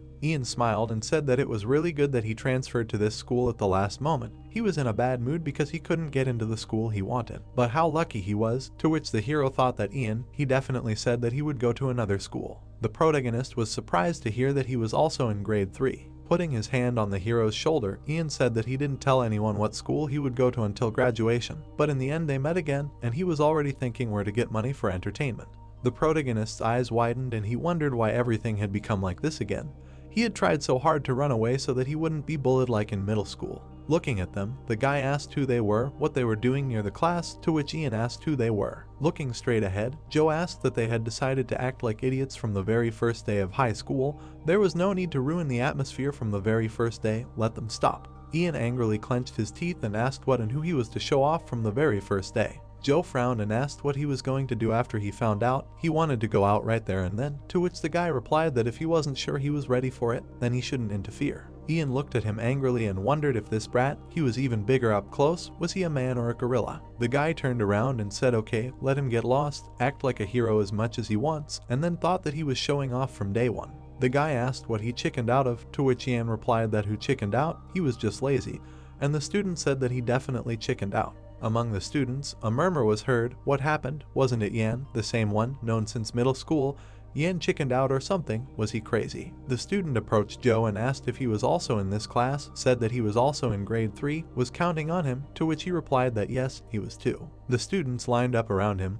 It was heard that what did he do sports? Such a cool body, that's why his body is not like everyone else's, to which Joe replied that his dad is an athlete. The main character looked away and thought, cool, Yan scared him so much, and his character seems to be good. Will he be able to become the same if he does sports? The protagonist opened his eyes in surprise. Suddenly the hero choked and thought what kind of sport? Let him quit already. The protagonist exclaimed in surprise. Looking at the guy, the protagonist apologized and thought why was he going to him? He thought that he was making fun of him. What should he do? Mike looked at him in amazement, hearing that he was counting on him. The guy smiled, hearing that how did he know his name, to which he replied that it was written on his badge, he was Joe. The protagonist opened his eyes wide and said that thank you, he was counting on him too. A view of the school opened up. Standing by the window, the teacher said that so, they would end the ceremony here, they could go home. Everyone tried hard today, tomorrow they would choose the headman and deputy headman, so let them choose the candidates. The protagonist lowered his head and thought that the Yang gang had not touched him today, now he could live peacefully for Joe. The protagonist opened his eyes in surprise. The guy was leaning against the wall. Suddenly, the hero was hit. Crouching down, the guy asked why he was happy that he had a protector. The protagonist gritted his teeth, hearing that someone had appeared out of nowhere, let him give him money. The next day, turning around, the girl said that he should eat with her and go together, to which Mike replied that he did not want to eat. He went. The hero raised his hand and thought that at the place where Ian hit him yesterday, he had wounds, he needed to leave before his sister saw it, and then said that he was going. The names were written on the board. Looking at the class, the teacher said that so, it was decided. Joe would become the class monitor, the guy would be the deputy, they would end the meeting on this, the class monitor and the deputy should distribute materials. Joe handed over the paper, to which they thanked him. The guy looked away in surprise and mumbled. Looking up, Mike thanked the headman and thought that he had some kind of wound. Yesterday, it seemed it was not there. The guy was sitting at the desk. The thought occurred to him that it was really Ian. The guy grinned slightly. Joe frowned angrily and said that they would go and talk. The garbage separation station appeared. Suddenly, Joe pushed the guy against the wall. Smiling, Ian said that he would break his shoulders, asked that not even a day had passed since he became the headman, and he was already beating people. Angrily looking straight at him, the headman said that he was a cocky bastard. He told him not to touch weak guys. Smiling, the guy asked what he did. Someone complained to him. Who he touched? He sat quietly, as he said, to which Joe replied that he took out his anger on Mike because he could not defeat him, a bully. Looking up, the guy asked what he was doing. His girlfriend, why was he being so protective of him? He said that maybe this rascal just tripped somewhere. How did he know? The class monitor clenched his fist and asked what he thought. He would just leave it like that, to which Ian asked what? Were you going to hit him? You can't do that without proof. The class monitor clenched his teeth furiously, hearing that either he decided to become famous for being the same kind of hooligan as him, and then thought, damn. The ball flew up. It was heard that it was coming here. Sitting on the bench, the class monitor asked what he wanted to drink, to which the hero thanked him, and the students shouted that he should run there and pass. Looking down, the guy apologized to the hero, to which the protagonist asked what for what. Looking down, Joe said that he shouldn't have stood up for him on the very first day, only made him even more angry. It was because of him. It's not like he did anything for which he couldn't take responsibility. The protagonist said in surprise that no, he's fine. The protagonist grinned and added that he had always been like that, so he shouldn't worry, he hadn't influenced anything. Looking at him, the class president asked if he had told his teachers or parents about it. Anyway, to solve the problem at the root, he needed to tell the adults, to which the protagonist replied that he didn't care. The protagonist dropped his hands. Looking at him, the guy asked what was wrong, to which he replied that no, thank you for worrying about him. The roof of the school appeared. The protagonist was sitting by the bed. The teacher looked at him and asked if he was reacting too sharply to the guys making fun of him, if Ian was a better student than him, if he could become friends with him by studying together. Looking at his mother, the protagonist said that he wanted to tell her something, to which she replied that she definitely did, and asked if he had bought a new manhwa, which was in his room. Standing at the sink, his mother asked him if he should stop reading manhwas, saying that he was already doing poorly in school and was still reading manhwas. That in high school it was time to get his wits together and study, that he should look at his sister and see how well she was doing. The hero was lying on the bed and thinking that everything was like in high school. Both the teacher and his mother, grades were more important to them. Apparently, since he was doing poorly in school, he didn't need to be protected. His sister looked into the room and asked if he was okay, to which the hero asked what had happened and wondered if she had seen the wounds. The girl looked down and said that no, his mother had scolded him, that she should forgive him because she had bought him a manhwa. The hero looked away and said that everything was fine, that he was going to buy it himself, so he shouldn't worry. Looking down, the girl said that but still. The sister smiled and said that he shouldn't be too upset. She still thinks he's cool. She's studying because she has nothing else to do, but he dreams of drawing manhwas later. The protagonist looked at the paper and thought, what's a dream? Grinning, the protagonist replied that thank you, and then thought that yes, no matter how he hesitated, he still had someone who believed in him, so at least for her sake, he should endure. The girl turned to the hero in surprise. The protagonist crawled towards her. Looking up, the protagonist turned to his sister. The protagonist was lying on the floor. Looking straight ahead, the guy asked what was that. His girlfriend said that although such a brat can't have a girlfriend, really. Smiling, Ian asked what the younger sister was. He had such a pretty sister. The protagonist looked away in surprise. The girl bent down in front of him and asked him if he was okay. What did they do to him? To which the hero told her to leave, and she asked again what he said. Suddenly, the protagonist shouted furiously for her to ignore him and get out of here. The girl looked at him in fear and asked what was wrong with him. Why was it only her in this situation? She would also ignore her. The protagonist shouted loudly that who the hell was she to help him, and then thought that he should please leave, run. The protagonist opened his eyes wide, hearing why he was so angry with her. The guy hugged his sister and asked why she was scared, said that he understood. He had been too sensitive lately, to which she asked again what he was doing. The girl looked down, hearing what was that. He was trying to make friends with his friend's sister, to which she asked what did they do to him, why was he acting like this?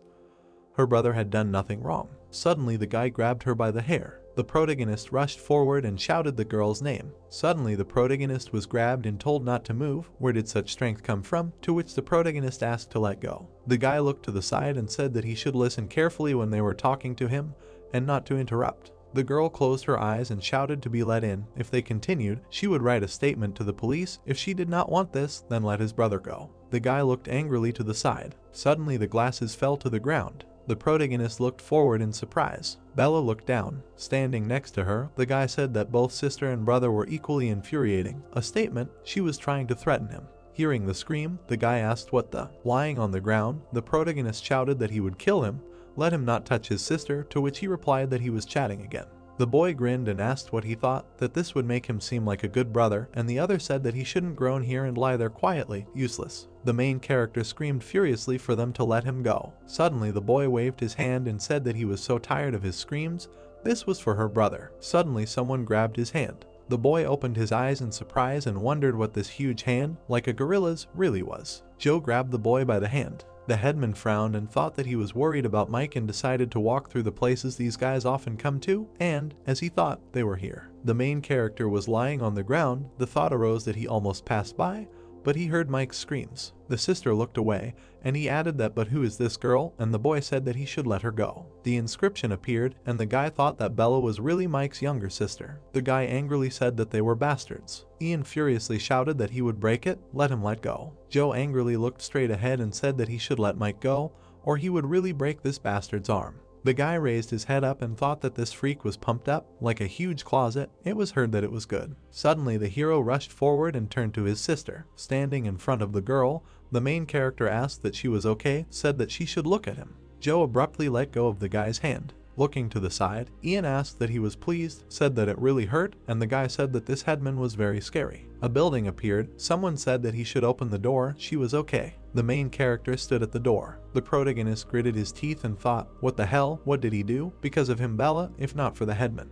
Hearing that they addressed him, the hero asked if everything was okay. The protagonist opened his eyes in surprise, hearing that why didn't he save her? Why did he yell at her? No, he was going to save her at all, to be honest. She doesn't want to see him anymore. An approving answer was heard behind the door. The protagonist clenched his lips. The protagonist stood by the door and mumbled. Lowering his head, Mike said that he should forgive him. Behind the door it was said that he should tell him when he gets better. The girl looked away and turned to her brother. Looking away, Bella thought that some strange atmosphere. Opening the door a little, the girl asked if everything was okay. Suddenly she looked away in surprise. The hero was climbing onto the balcony and she asked what he was doing. Turning around, the protagonist said that he knows. The girl stretched her arms forward and said that no, she doesn't have to talk, let her calm down and go down, okay. The protagonist stood by the railing and said that no, he can't help her now, because of him, they will avoid her. Taking a step forward, Bella asked that no, why she thinks so, said not to move, asks not to move. The girl stretched out her hand and asked him to listen to her.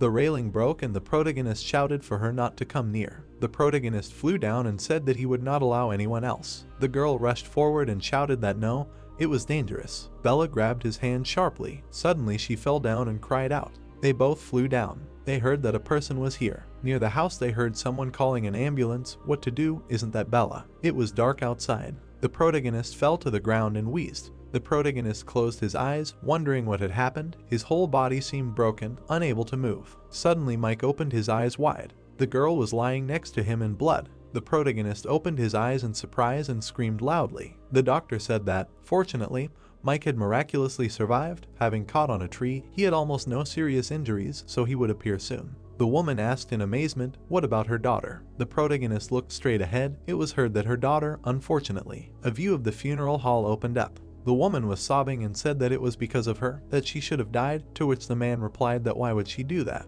Suddenly the woman grabbed the hero. Sitting in front of the protagonist, the woman asked why he did it. Why? Bella adored him so much, he knew. The protagonist looked down. The woman lowered her head and asked that didn't he know that she would run to save him? Why did he decide to do it in front of her eyes? The woman was sobbing and asked that he was really jealous because they were nagging at him. He wanted to get attention from her. Looking at her, the protagonist asked what she was talking about, said that it was not so. Sitting in front of the hero, the mother asked that then why did he do it? He didn't want her to die. Yes, he didn't do it on purpose. He's not like that, but why did he do it? The protagonist opened his eyes wide and said that it was. Mike slightly pursed his lips. The woman screamed furiously, asking why he was silent. Did he do it on purpose? Frowning, she added that so that he would not be compared to Bella. He thought that he would get more attention if she was gone, so he did it. The protagonist screamed that he said he did not. The woman screamed furiously, asking why he was silent then, why? Suddenly, the protagonist stood up abruptly. Looking down, Mike screamed that even if he spoke, they would not listen. Turning around, the protagonist said that he had nothing more to say. The woman told him to go away. Sitting on the floor, the woman screamed at him to get lost right now. The protagonist clenched his teeth. The man grabbed her and told her to stop. The protagonist rushed forward and thought, no, he did not do this. He heard that he should give her back, give her daughter back. He killed her. He is a murderer. The protagonist ran straight ahead. He heard that the murderer, that meant the brother, killed his sister. How could he, no matter how jealous he was, anyway? The world has been going to hell lately. The protagonist quickly climbed the stairs. The door slammed shut. Mike froze near the door. The protagonist was breathing heavily. The protagonist walked straight across the room. Broken railings appeared. The protagonist gritted his teeth. Residential buildings appeared. Ian threw his feet on the desk and said that it was boring. There was nothing to take out his stress on. Among the students, he heard that they said that Mike would be gone for a long time because of his sister.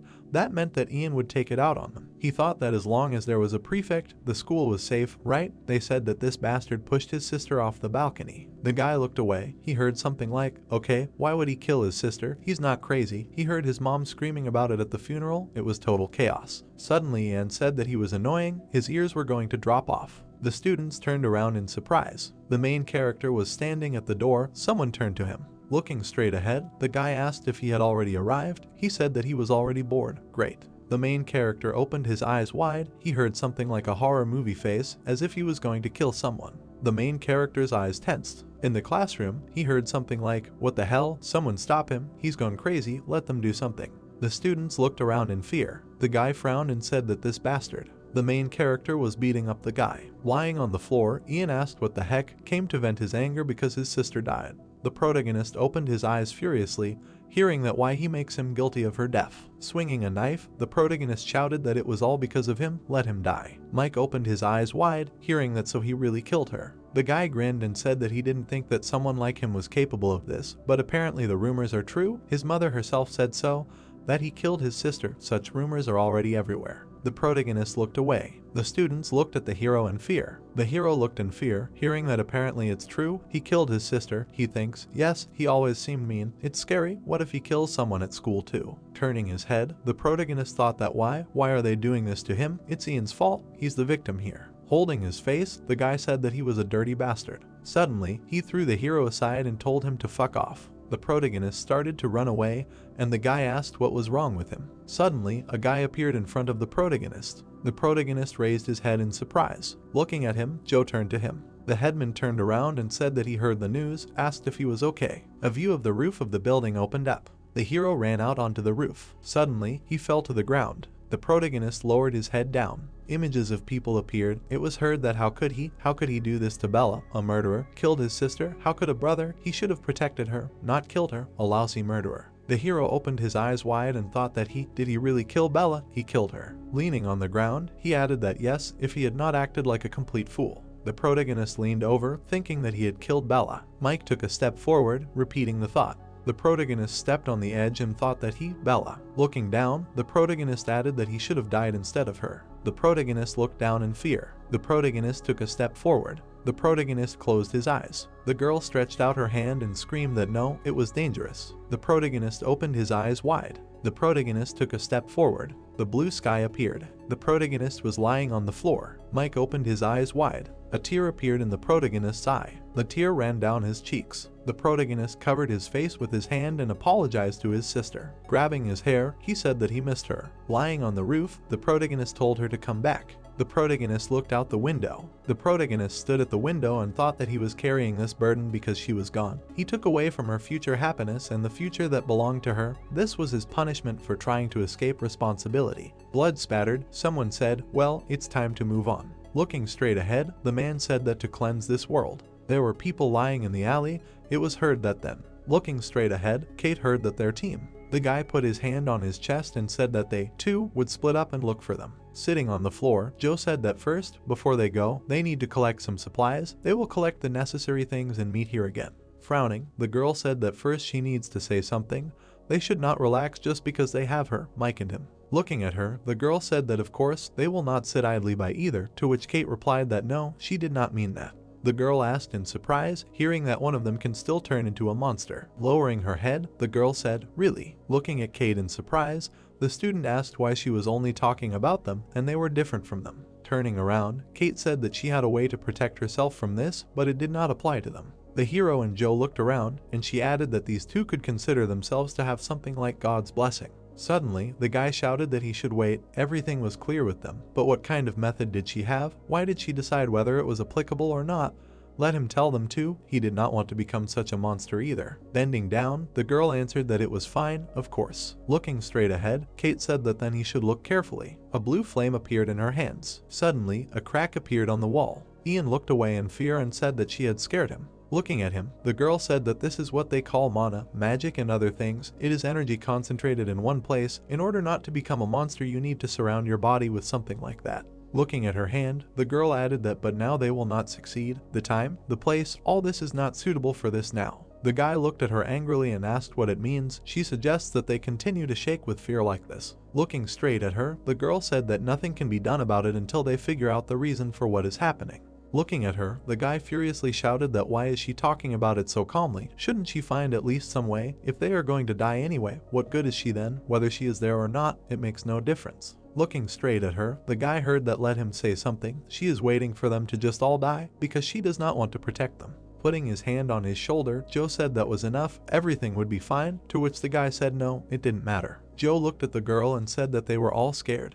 But if they helped each other, everything would be fine, and while they were thinking about the present, they needed to go to the shelter, maybe they would help them there. Ian angrily clenched his teeth. Kate looked away. Joe turned his head to the side. Suddenly, the girl struck the zombie. The monster flew into the wall. The main character waved his hand. The squad slowly walked down the street. Looking at the girls, Kate said that first of all, let them take something that is easy to eat, like canned food. Let them just behave quietly and follow her and not run away. Ian grumbled and said that she is what? The commander, how annoying she is, to which the guy replied that he is what? He is grateful to her. Frowning, the guy said what he thinks. Why did she break the wall in front of him? She obviously did it as a warning. He thinks that she is important since she has a little strength. Standing behind him, the guy said that he had to stop nagging, asked where he was going. Suddenly, the guys ran to the side. Sitting by the shelf, Ian said that this is a Pullman bun. They were gone a few days ago. They can't be found, to which the guy asked what he was doing. Let him come back faster. The guy trembled in fear, and Ian replied that it didn't matter. He would eat his fill before these monsters killed him, to which he asked what was going on.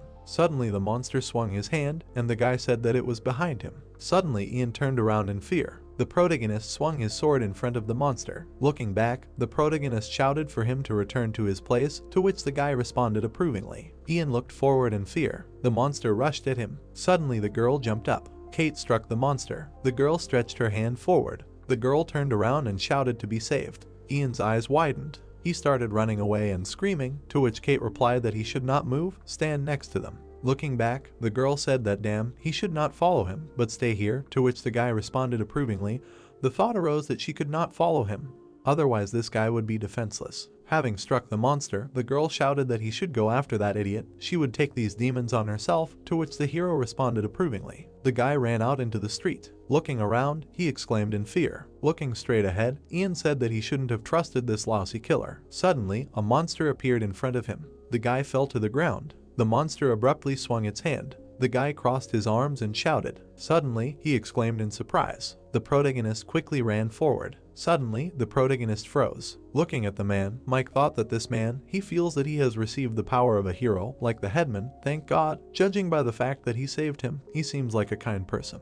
The guy opened his eyes wide and thanked him. Suddenly, blood appeared on his neck. The man abruptly chopped off his head. The protagonist gritted his teeth and said that he was a freak, and then thought that he had killed a man. He was not on their side. Looking straight ahead, the man exclaimed in surprise. Standing in front of the protagonist, Jack asked that someone else was still alive, although with the power he had, it was natural, great, he wanted to ask something. Looking straight ahead, the man asked that maybe he knew who this thing belonged to. Kate threw a dagger at the monster. The protagonist opened his eyes wide and thought that this was the dagger that sealed his mother. At school, they heard that they were saying that lunch today was not very good. They would go to the kiosk. What? Treat Tidiakbaki? Tidiakbaki? He also wants, let him buy it for him too. The protagonist was sitting at his desk. An empty classroom appeared. The guy put the can on the desk and said that he should at least drink this. Looking at him, Joe asked that he would not have lunch again. Holding the can in his hands, the protagonist replied that yes, he had a stomachache lately. Joe looked away and said that but anyway, there were signs on the desk. The class monitor angrily clenched his teeth and thought that it was those idiots again. Joe turned to the hero when suddenly he interrupted him. Holding the kin in his hands, the protagonist said that The protagonist smiled and said that he was fine, so he didn't have to worry about him.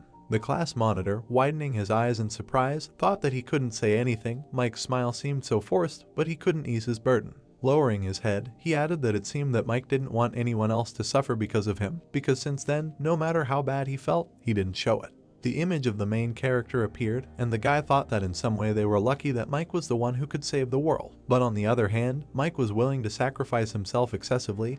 He understood why Kate was so protective of him. The guy frowned, thinking that if only Mike was able to put an end to this chaos, then he should protect him, so that this time he could at least ease his burden a little. Suddenly, the main character screamed loudly, "Why the hell is Mother?" Tears streamed down the hero's face, and he said that this time he could protect her. He thought that he would definitely protect her. Looking at him, the man asked that he really left the monster alive because it was someone from his family. Hadn't he just killed them? Why was he causing such a tragedy? The hero's eyes lit up and he replied that he should shut up. Suddenly a ray of light appeared. The girl raised her head and asked what it was, and the other that the building suddenly collapsed, to which the headman replied that Mike and the guys went there too. The headman frowned and thought that it was Mike's power. He can't use it like that. Something happened. Turning around, Joe said that the guys went in that direction. It seems that something happened to the others. He will move quickly, so let them carefully follow him. The building suddenly shook sharply. The protagonist stood among white smoke. The protagonist held a sword in his hand. Cracks appeared on the protagonist's face. The hero hit the ground with his sword and screamed. Standing in front of him, the man said that he scared him. They have similar energy, so he did not expect this. He has a different way of using power. It is impressive, but it seems to be quite useless, judging by how he came to such a state after using it once. The hero grabbed his face and thought, damn, he killed his mother, but, as he thought, he can't kill a person. The man came closer and said that he thought he would really kill him. Did he miss on purpose? He had such a soft heart. Would he be able to survive this disaster? The man suddenly attacked the hero and added that he would rather spare him this pain. Suddenly Jack looked away, hearing that he was a bastard. Kate abruptly rushed towards the man. Jack slid along the ground. Standing in front of him, Kate asked what he was trying to kill him with this power, said that it did not even belong to him. He was taking on too much. The man frowned angrily. Looking at the girl, he replied that that was how it was her. This imbalance began because of her. The girl frowned and said what was he muttering under his breath. Holding the daggers in his hands, the man said, well, he would return them to her. Suddenly he swung his hand sharply. Kate deftly dodged. The daggers fell to the ground.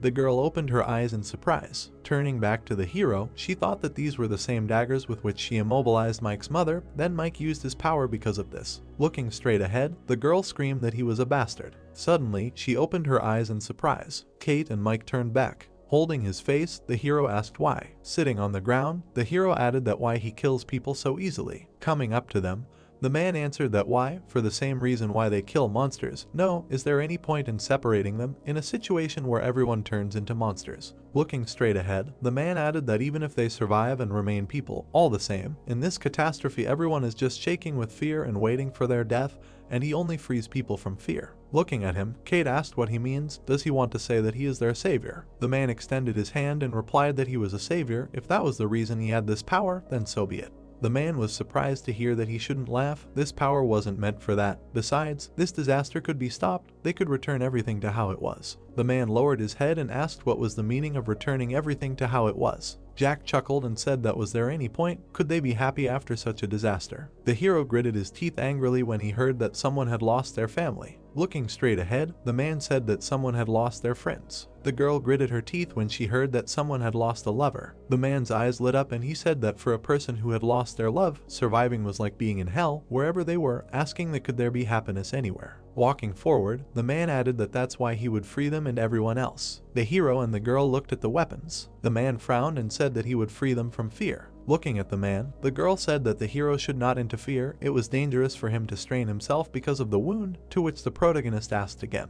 The man stood still. It was heard that he could still fight. He killed his mother. How could he? Suddenly Joe struck, and someone turned to him. The elder looked angrily to the side. The protagonist opened his eyes wide. The thought appeared that Mike's wound was a consequence of the fact that he used force. Joe was fighting the man. Someone thought that first of all, it was necessary to distance him from this dangerous man.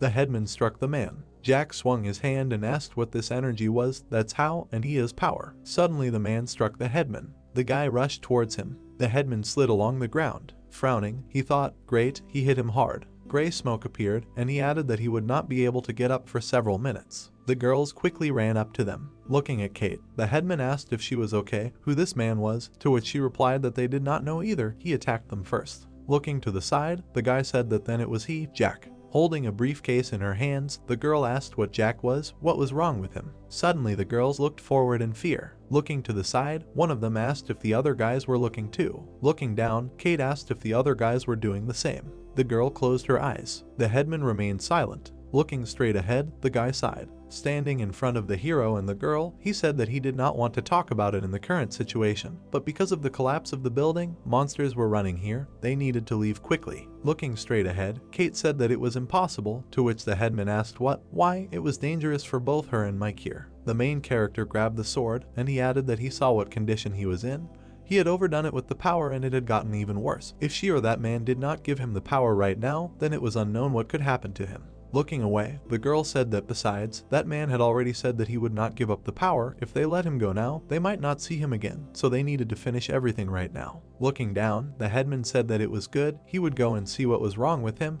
Let him look after the boys. Looking at him, Kate asked what? He would go alone? Was he crazy? He didn't know if he was definitely unconscious. He might have to fight him again, and you didn't know exactly how strong he was. Standing in front of her, the guy said that now, when those beasts were following them, only he, she and Mike could protect the boys. But Mike couldn't fight now, so it was only them. Among the two of them, he could handle him better. Looking at the hero, the headman said that even if something went wrong, then Mike would be able to take his power and they wouldn't have any losses. The main character looked away and said that no, they would just leave here. It would be better to wait for the next time. When the situation would be better, he would be careful. The elder looked at him and said that no, this time Kate was right. If something happened to him again, this disaster might never end, so they should give him his strength back here. The guy put his hand on the hero's shoulder and turned to him. Grinning, Joe said that he was fine, he saw how strong he was. Looking to the side, the hero turned to the elder. Looking to the side, Joe said that he hoped for her and Mike, to which the hero replied that he did not. The hero croaked, and Kate said that damn, how smoothly he spoke. Turning around, the girl said that everyone should stand behind her, under no circumstances disperse. Joe looked straight. Frowning, he said that this time for sure, he would not allow him to sacrifice himself. The man was sitting by the wall. Jack was unconscious. The soldiers attacked the monsters. It was heard that the senior sergeant, the monsters were breaking out of the shelter, the company commander and others, all the soldiers were turning into monsters. The man looked to the side and shouted that the shelter had fallen. Everyone to get out. Those who got out first would take on the monsters following them. The man closed his eyes. The monster attacked the soldier. You could hear the senior sergeant. The soldier was unwell. He was asking. The man pulled his gun out in front of him. Suddenly he shot at the monster. The man looked straight ahead in surprise. Jack narrowed his eyes. The guy was sitting on the monster. Dead soldiers were lying around. The man looked to the side in surprise. The guy brought the gun to his head. The guy stretched his hand forward. You could hear what he was doing. Tell him to let go of the gun. It was too early to surrender. The guy started crying and said that he should forgive him, but he was not sure. Looking straight ahead, he added that it seemed to him that he would become a monster like the others and kill him. It was better for him to survive. Jack looked down angrily. Stretching out his hand, he said that he should not be afraid. Holding the sword in his hands, Jack said that he would free him from this fear. Suddenly, an image appeared in front of him. Joe came out of the smoke. The guy looked straight ahead angrily. A question arose that in the end, would this guy be able to free him? White smoke appeared. The guy took a step forward.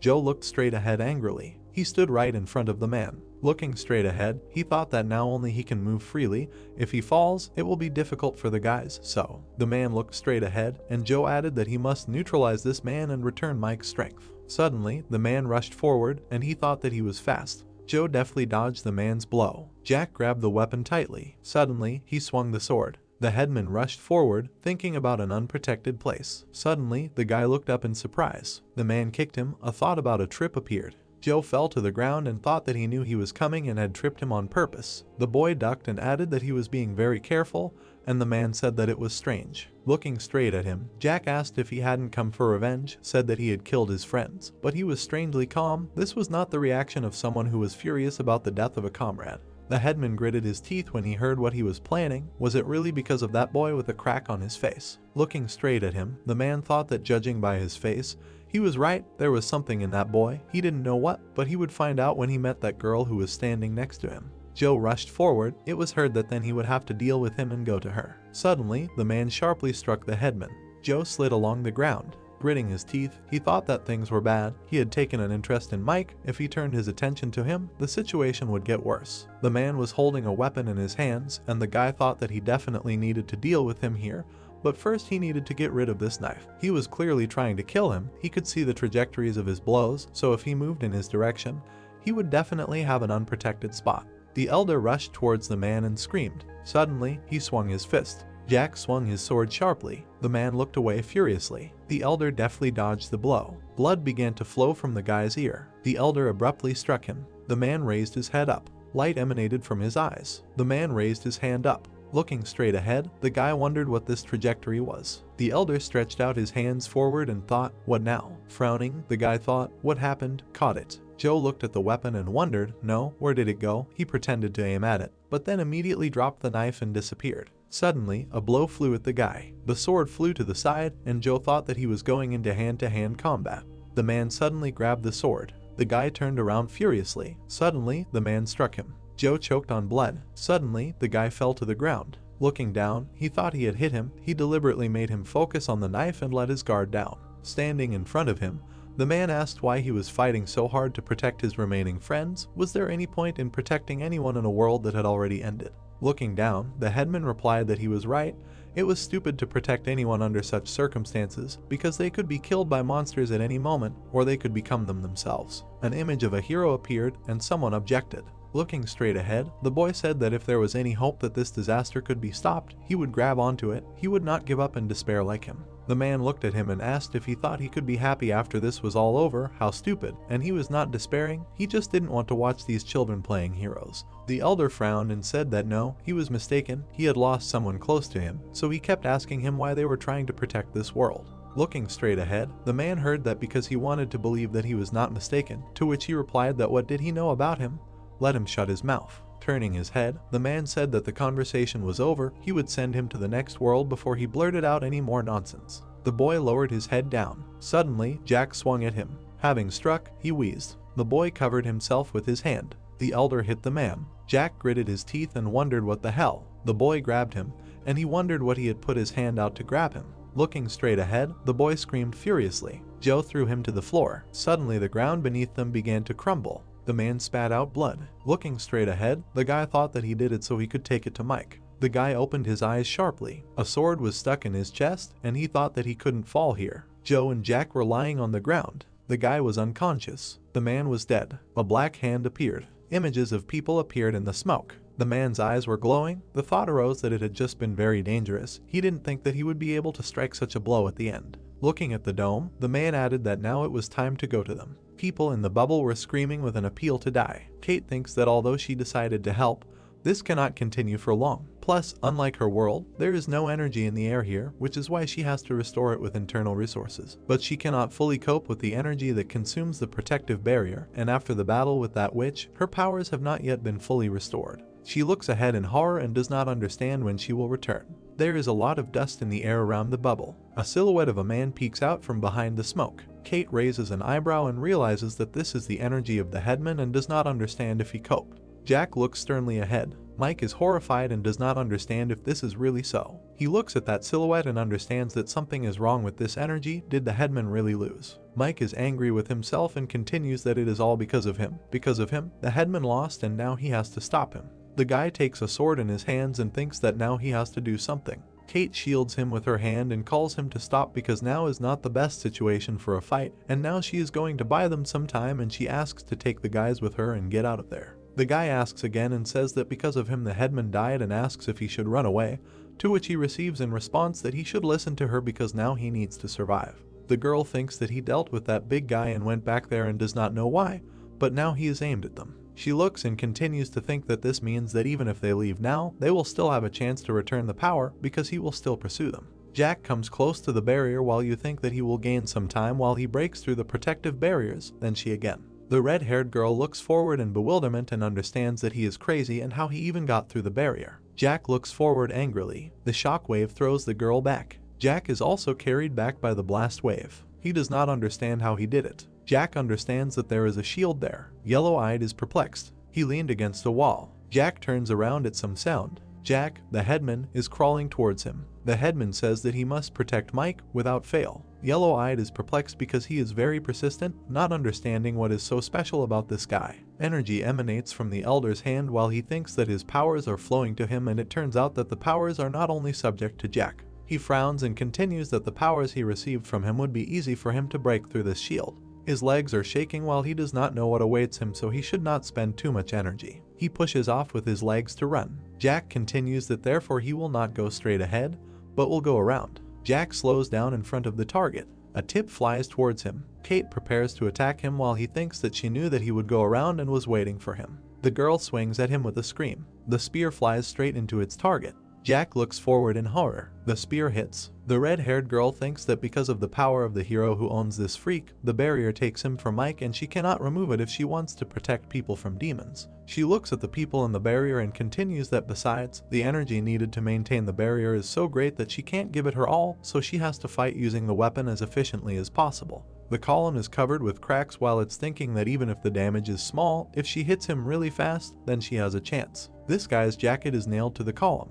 Jack attacks from above. The girl lifts her shield. The blow is blocked by him. She holds her arm straight with all her might. With her fingers she grabs him by the clothes. Jack is thrown in bewilderment. The girls threw Jack to the side. He rolls head over heels on the asphalt. His fingers touch the ground. Kicking up dust in the air, he tries to break. His face is frozen in a grimace of horror. An inner voice declares that she has disappeared. While he looks around, he continues to wonder where she could have gone. He hears something next to him. The blow falls right behind him. He looks at the arrow, confused. Jack turns his head, trying to understand where the projectile came from. The girl is standing on the roof. Kate says that she sees that she is tired and offers him to rest. He looks and replies that this is what he wanted to tell her and asks if it is too obvious that she is putting in all her effort.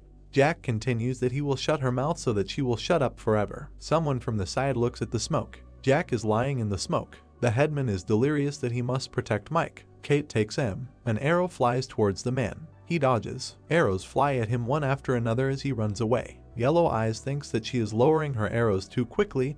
He cannot get closer. He runs around the corner and continues that he will have to go around the shield and first deal with that guy. Something really surprises him. There is nothing around the corner while he is perplexed whether the guy disappeared and when he did it. Didn't he want this when he attacked him so fiercely some time ago? A fight is happening in the street. Mike says that in that direction, so everything should be fine here. He runs there and they are offered to wait here, to which they ask if he will go back and will he stay with them. The brunette continues that he must go back and he does not want to watch people suffer because of him anymore. The girl calls out to him and grabs him by the sleeve. She thanks him and asks him to be careful. The guy agrees in surprise. Kate continues to attack. An arrow flies into Jack's shoulder while she says that he should not have looked around. She shoots again and again and he falls. At that moment, he breaks with his boot. Yellow-Eyed looks angrily and thinks that she is good at ranged weapons. It will not be easy for him. The guy looks up. He managed to dodge another arrow. Kate closes her eye from the projectile. Jack in black runs around the corner. She asks if he thinks that she will not hit him if he hides inside. The girl looks down in horror. She understands that he is going to use force to move the shield. Jack is trying his best. The girl jumps off the roof. Something flies at the red-haired girl. She dodges. Kate turns in the air. Jack grabs her and tries to slam her into the ground. He makes sounds of tension. The girl moves with all her might into the asphalt. Blood spews from her mouth. Jack comes out of the haze in an epic way. He approaches her while she is coughing in pain. He asks how she is. Yellow-Eyed continues that she doesn't look very good, but he can ease her suffering. Kate says that he is a son of a bitch and thinks that her body can't take it anymore and she can't move. Jack in black says that he will find that boy, send him after her and just not worry, to which she screams at the top of her lungs. Mike screams Kate's name. The brunette calls for him to stop, to which he receives the answer that he should not rush him because he came here alone, so first he will finish with the girl and then deal with him himself. The guy runs at him with a sword and repeats that he told him to stop. He screams and swings at Jack. Jack in black stands calmly. Yellow Eyes says that he looks bad and asks what he is going to do in such a state. The guy is trampled into the ground with an order not to interfere with him and to wait there because soon they will deal with him too. Yellow Eyes turns around with a desire to continue. Mike grabs him by the leg and asks him not to kill her because he will not allow him to kill anymore. Kate says that he should run away. Jack calls them arrogant boys. He wants to trample him into the ground and screams that they should stop acting like heroes because their heroism only brings misfortune. They behave selfishly and do not think about the feelings of other people. The guy covers his head with his forearm. Yellow Eyes calls on them to just die here. He feels some kind of vibration from the side and turns to her. He thinks he sees a light ahead and realizes it's the place where he fought that big kid.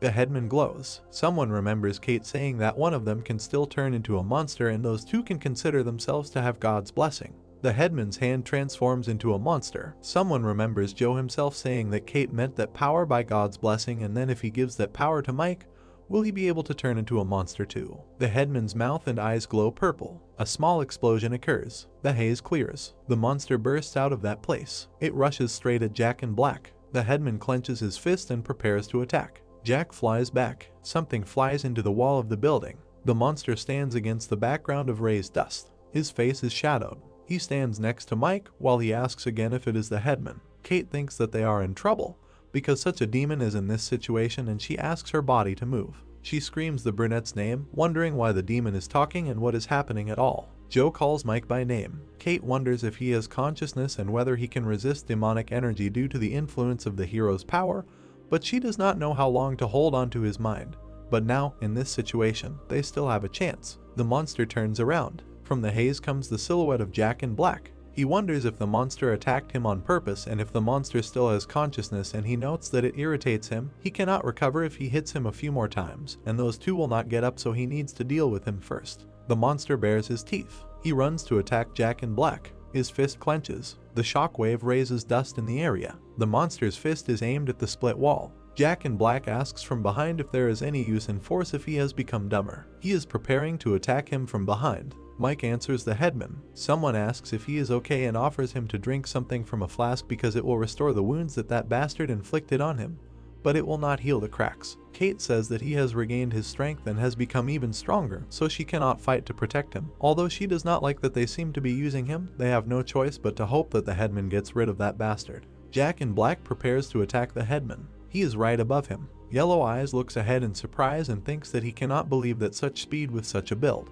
The monster is preparing a counterattack. Jack left a mark on the wall and groans. Joe is preparing to attack him again while he is cursing.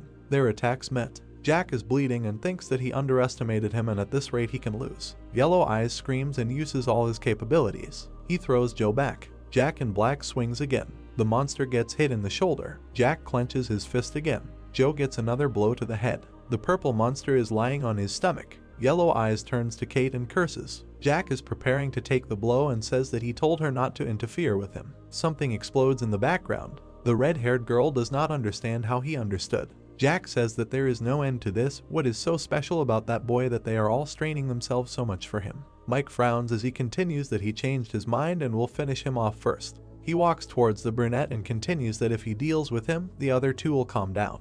The guy looks forward in shock. The monster's eyes peek out of the haze. He takes Jack in a chokehold on her core muscles. He screams, asking why at this moment. Joe calls out to the guy and says that now. Then he asks again in bewilderment if he should attack now, and you understand that he will still get it.